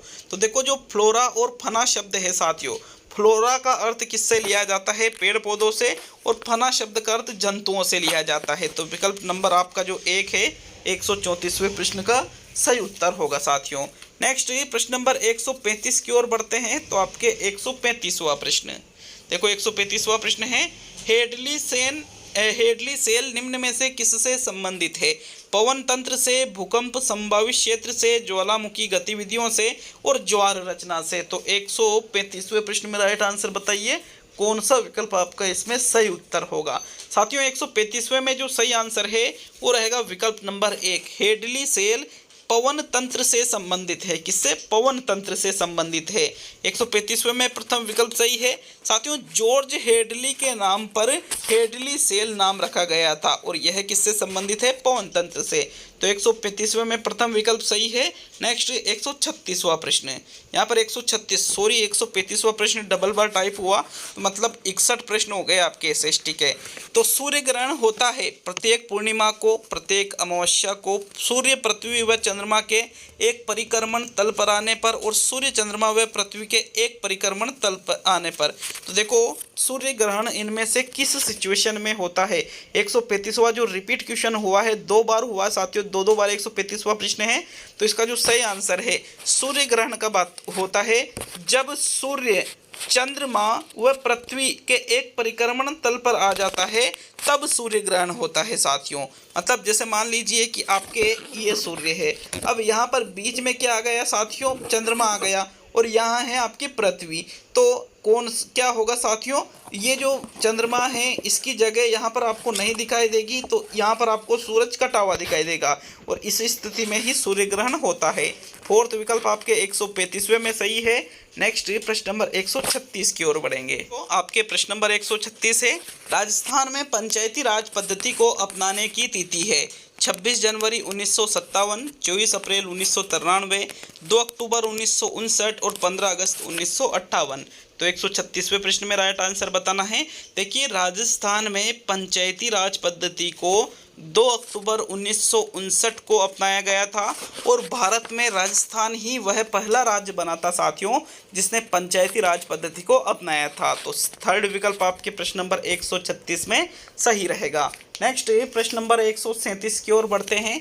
तो आपके 137वां प्रश्न साथियों, प्रश्न नंबर 137 है, अशोक मेहता समिति का गठन कब किया गया? 12 दिसंबर 1977 को, 12 दिसंबर 1979 को, 12 दिसंबर 1981 को और 12 दिसंबर 1987 को। साथियों अशोक मेहता समिति का गठन आपसे प्रश्न नंबर 137 में पूछा जा रहा है, तो कब किया गया? राइट आंसर देख लेते हैं। प्रश्न नंबर 137 में 12 दिसंबर 1977 को अशोक मेहता समिति का गठन किया गया था साथियों। विकल्प 1 आपके 137वें प्रश्न में सही है। नेक्स्ट प्रश्न नंबर 138 पे आते हैं। 138वां प्रश्न है, राज्यपाल को कौन नियुक्त करता है? भारत का मुख्य न्यायाधीश, राष्ट्रपति, प्रधानमंत्री और मुख्यमंत्री। तो इनमें से किसके द्वारा राज्यपाल को नियुक्त किया जाता है? 138वें प्रश्न में आपके जो सही उत्तर है साथियों वो है आपके विकल्प नंबर 2, भारत के राष्ट्रपति के द्वारा। किसके द्वारा? भारत के जो महामहिम होते हैं जिनको क्या कहते हैं? राष्ट्रपति। तो भारत के राष्ट्रपति के द्वारा ही राज्यपालों की नियुक्तियां की जाती है। विकल्प 2 आपके प्रश्न नंबर 138 का सही उत्तर है साथियों। चलिए नेक्स्ट प्रश्न नंबर 139 की ओर बढ़ेंगे। इसी प्रकार से अगर आप टेस्ट अटेंड करना चाहते हो, निःशुल्क टेस्ट अटेंड करना चाहते हो साथियों, वैसे तो रोड डेली में आपको छोटे छोटे टेस्ट देता ही हूँ, लेकिन अब आपके एग्ज़ाम तक बीच बीच में 5-6 दिन में मेगा टेस्ट भी आते रहेंगे साथियों। तो आप वीडियो को शेयर ज़रूर करिएगा, क्योंकि अगर रिस्पॉन्स अच्छा मिलेगा तो मेरा भी और ज़्यादा मन लगेगा उस चीज़ में, प्रेरणा मिलेगी उस चीज़ से साथियों, मुझे भी और ज़्यादा हार्ड वर्क करने की। तो चलिए नेक्स्ट प्रश्न नंबर 139। उच्चतम न्यायालय का न्यायाधीश अपने पद से त्यागपत्र किसको संबोधित करता है? भारत के मुख्य न्यायमूर्ति को, राष्ट्रपति को, कानूनी मंत्री को और प्रधानमंत्री को। तो 139वें प्रश्न में कौन सा विकल्प आपका सही रहेगा? साथियों, यहाँ पर जो उच्चतम न्यायालय का जो न्यायाधीश होता है अपना त्यागपत्र किसको देता है? सीधा सीधा सा ये प्रश्न आपसे प्रश्न नंबर 139 में पूछा जा रहा है। तो 139वें में आपके दूसरा विकल्प सही रहेगा साथियों। जो भारत का राष्ट्रपति है इसको उच्चतम न्यायालय का न्यायाधीश अपना त्यागपत्र देता है। सेकंड विकल्प आपके 139वें में सही रहेगा। नेक्स्ट प्रश्न नंबर 140 की ओर बढ़ते हैं। तो चलिए प्रश्न संख्या 140। साथियों, 140वां प्रश्न है, भारतीय संसद से अभिप्राय है राष्ट्रपति लोकसभा व राज्यसभा, लोकसभा प्रधानमंत्री राज्यसभा व लोकसभा और लोकसभा व राज्यसभा। तो 140वें प्रश्न में सही आंसर बताइए, कौन सा विकल्प आपका सही रहेगा? देखो, प्रश्न संख्या 140 में आपके जो सही उत्तर है साथियों, भारतीय संसद राष्ट्रपति लोकसभा व राज्यसभा से मिलकर बनती है। विकल्प एक आपके 140वें प्रश्न में सही है। नेक्स्ट प्रश्न संख्या 141 को देखेंगे। तो आपके 141वां प्रश्न क्या पूछ रहा है? निम्न में से सामाजिक विज्ञान की नवीन संकल्पना कौन सी है? तथ्यात्मक सूचनाओं को एकत्रित करना, सामाजिक प्रथाओं का अध्ययन करना, मानवीय संबंधों का अध्ययन एवं समाज को श्रेष्ठ बनाना और अंतर्राष्ट्रीय संबंधों का अध्ययन करना। अब यहाँ पर आपको सामाजिक अध्ययन की नवीन संकल्पना बतानी है प्रश्न नंबर 141 में। साथियों, सामाजिक अध्ययन की नवीन संकल्पना कहती है कि जो मानवीय संबंध है इसका अध्ययन किया जाए और समाज को श्रेष्ठ बनाया जाए। तो तीसरा विकल्प आपकी प्रश्न संख्या 141 का सही उत्तर होगा साथियों। नेक्स्ट प्रश्न नंबर 142 पे आएंगे। तो आपकी प्रश्न संख्या 142 को देख लेते हैं। 142वां प्रश्न है आपके, सामाजिक अध्ययन शिक्षण का मुख्य उद्देश्य छात्रों में निम्न भावना का विकास करना है। पहला, राष्ट्रीयता की भावना का विकास। दूसरा, प्रांतीयता की भावना का विकास। तीसरा, स्थान विशेष की भावना का विकास। और चौथा, जातीयता की भावना का विकास। तो 142वें प्रश्न में आपका सही उत्तर देखना है कि भाई कौन सा विकल्प आपके 142वें प्रश्न में सही होगा। साथियों, जो सामाजिक अध्ययन शिक्षण है इसका मुख्य उद्देश्य होता है कि छात्रों में राष्ट्रीयता की भावना विकसित हो। किसकी? राष्ट्रीयता की, न कि प्रांतीयता, ना स्थान, ना जातीयता। आपके विकल्प एक प्रश्न संख्या 142 का सही उत्तर होगा। नेक्स्ट प्रश्न संख्या 143 की ओर बढ़ेंगे। तो चलिए 143वां प्रश्न देख लेते हैं। निम्न में से कौन सा चर्चा का एक रूप है जो सामूहिक रचनात्मक विचार को सक्षम बनाता है? वाद विवाद, प्रश्नोत्तरी, संगोष्ठी और मस्तिष्क उद्वेलन। साथियों, 143वें प्रश्न में राइट आंसर बताइए। चर्चा का वह रूप जो सामूहिक रचनात्मक विचार को सक्षम बना रहा है। साथियों, सामूहिक मतलब सामूहिक रूप से रचनात्मक विचार, तो साथियों ऐसा मस्तिष्क उद्वेलन विधि में होता है। विकल्प आपके फोर्थ 143वें में सही है। नेक्स्ट प्रश्न नंबर 144 पे आते हैं। तो 144वां प्रश्न है, भंडदेवरा मंदिर कहाँ पर स्थित है? बूंदी में स्थित है, कोटा में स्थित है, बारा में स्थित है और झालावाड़ में स्थित है। साथियों, भंडदेवरा मंदिर इनमें से जिस स्थान पर स्थित है उसका चयन 144वें प्रश्न में आपको करना है। तो 144वें प्रश्न में जो आपके सही आंसर है साथियों, भंडदेवरा मंदिर राजस्थान के बारा जिले में स्थित है। किस जिले में स्थित है? बारा जिले में। थर्ड विकल्प आपके 144वें प्रश्न का सही उत्तर होगा। नेक्स्ट प्रश्न नंबर 145 की ओर बढ़ेंगे। तो चलिए 145वां प्रश्न देखेंगे। चोरा चोरी की घटना कब हुई थी? जनवरी 1922 में, फरवरी 1922 में, नवंबर 1922 में और अप्रैल 1922 में। तो देखो मतलब 1922 में तो हुई थी, लेकिन कौन से महीने में हुई थी साथियों? प्रश्न नंबर 145 में ये देखना है आपको। तो इसका जो सही उत्तर है, चोरा चोरी की घटना फरवरी 1922 में घटित हुई थी साथियों। विकल्प दो आपके 145वें में सही है। देखो, ये जो चोरा चोरी की घटना है 4 फरवरी 1900, मैं आपको डेट भी बता रहा हूँ, 4 फरवरी, भाई फरवरी 1922 को तो हुई थी, लेकिन 4 फरवरी 1922 को प्रदर्शनकारियों ने चोरा चोरी घटना के विरोध में पुलिस स्टेशन में आग लगा दी थी साथियों। तो विकल्प आपके 2 145वें में बिल्कुल सही है। नेक्स्ट प्रश्न नंबर 146 की ओर बढ़ते हैं। आपके 146वां प्रश्न है, भारत के वंचित वर्ग का पहला कवि किसे कहा जाता है? दादू को, जयानक को, रामदास को और चोखा मेला को। रीट 2021 का जो पेपर रद्द हुआ था वहाँ पर ये प्रश्न पूछा गया था। साथियों, इनमें से वंचित वर्ग का पहला कवि भारत का किसको कहते हैं? प्रश्न संख्या 146 में राइट आंसर है चोखा मेला। किसको कहा जाता है साथियों? चोखा मेला को भारत के वंचित वर्ग का पहला कवि कहते हैं और ये महार जाति के कवि थे साथियों। विकल्प आपके फोर्थ 146वें में सही है। नेक्स्ट प्रश्न नंबर 147 की ओर बढ़ते हैं। तो आपके 147वां प्रश्न देख लेंगे। प्रश्न नंबर 147 साथियों, 147वां प्रश्न है, दुर्गादास राठौड़ की छतरी किस राज्य में स्थित है? राजस्थान में स्थित है, उत्तर प्रदेश में स्थित है, मध्य प्रदेश में स्थित है और गुजरात में स्थित है। तो वीर दुर्गादास राठौड़ की छतरी इनमें से जिस राज्य में स्थित है उसका चुनाव 147वें में करना है साथियों। विकल्प नंबर आपका 3 सही है। वीर दुर्गादास राठौड़ की छतरी मध्य प्रदेश एमपी में स्थित है साथियों। अगर हम बात करें दुर्गादास राठौड़ की तो 81 वर्ष की उम्र में दुर्गादास राठौड़ की मृत्यु हुई थी और लाल पत्थर में अभी भी उनकी छतरी उज्जैन में स्थित है और उज्जैन कहाँ पर पड़ता है? एमपी में पड़ता है साथियों। इसलिए आपके थर्ड विकल्प प्रश्न नंबर 147 का सही उत्तर है। नेक्स्ट प्रश्न नंबर 148 पे आते हैं। 148वां प्रश्न है, भारत में राष्ट्रीय मतदाता दिवस कब मनाया जाता है? तो 25 जनवरी को, 25 मार्च को, 25 सितंबर को, 25 नवंबर को। 148वें प्रश्न में सही आंसर बताइए साथियों। राष्ट्रीय मतदाता दिवस के बारे में पूछा गया है, कौन सा विकल्प आपका इसमें सही रहेगा? तो भारत में राष्ट्रीय मतदाता दिवस प्रत्येक वर्ष की 25 जनवरी को मनाया जाता है। कब मनाया जाता है? प्रत्येक वर्ष की 25 जनवरी को। तो विकल्प 1 आपके 148वें प्रश्न में सही है। अब सेकंड लास्ट, आज के संपूर्ण टेस्ट का सेकंड लास्ट मतलब 149वां क्वेश्चन देखेंगे साथियों। वीडियो अच्छा लगे तो लाइक और शेयर जरूर करिएगा, प्लीज़ रिक्वेस्ट है आप लोगों से। तो 149वां प्रश्न, देखो किसी प्रश्न में कोई कमी हो तो कमेंट बॉक्स खुला है आप लोगों के लिए, आप अपने विचार कमेंट कर सकते हो साथियों। हालांकि सावधानीपूर्वक पूर्ण रूप से सावधानी से पेपर बनाया जाता है, लेकिन मानवीय स्वभाव के कारण यदि किसी प्रश्न में बाई चांस एक त्रुटि हो जाए तो निश्चित रूप से कमेंट जरूर करिएगा। सूर्य व पृथ्वी के मध्य अधिकतम दूरी कहलाती है उपसौर, उपभू, अपसौर और अपभू। तो साथियों, सूर्य व पृथ्वी के मध्य जो अधिकतम दूरी होती है साथियों उसको अपसौर कहते हैं। क्या कहते हैं? उसको अपसौर। विकल्प 3 149वें प्रश्न में सही है। अब आज का अंतिम और 150वां प्रश्न, भारत में जिप्सम का उत्पादन सर्वाधिक कौन से राज्य में होता है? राजस्थान में, गुजरात में, झारखंड में और मध्य प्रदेश में। तो देखो, जिप्सम का उत्पादन भारत में सर्वाधिक जिस राज्य में होता है वो है राजस्थान। विकल्प 1 आपके 150वें प्रश्न में बिल्कुल सही उत्तर होगा।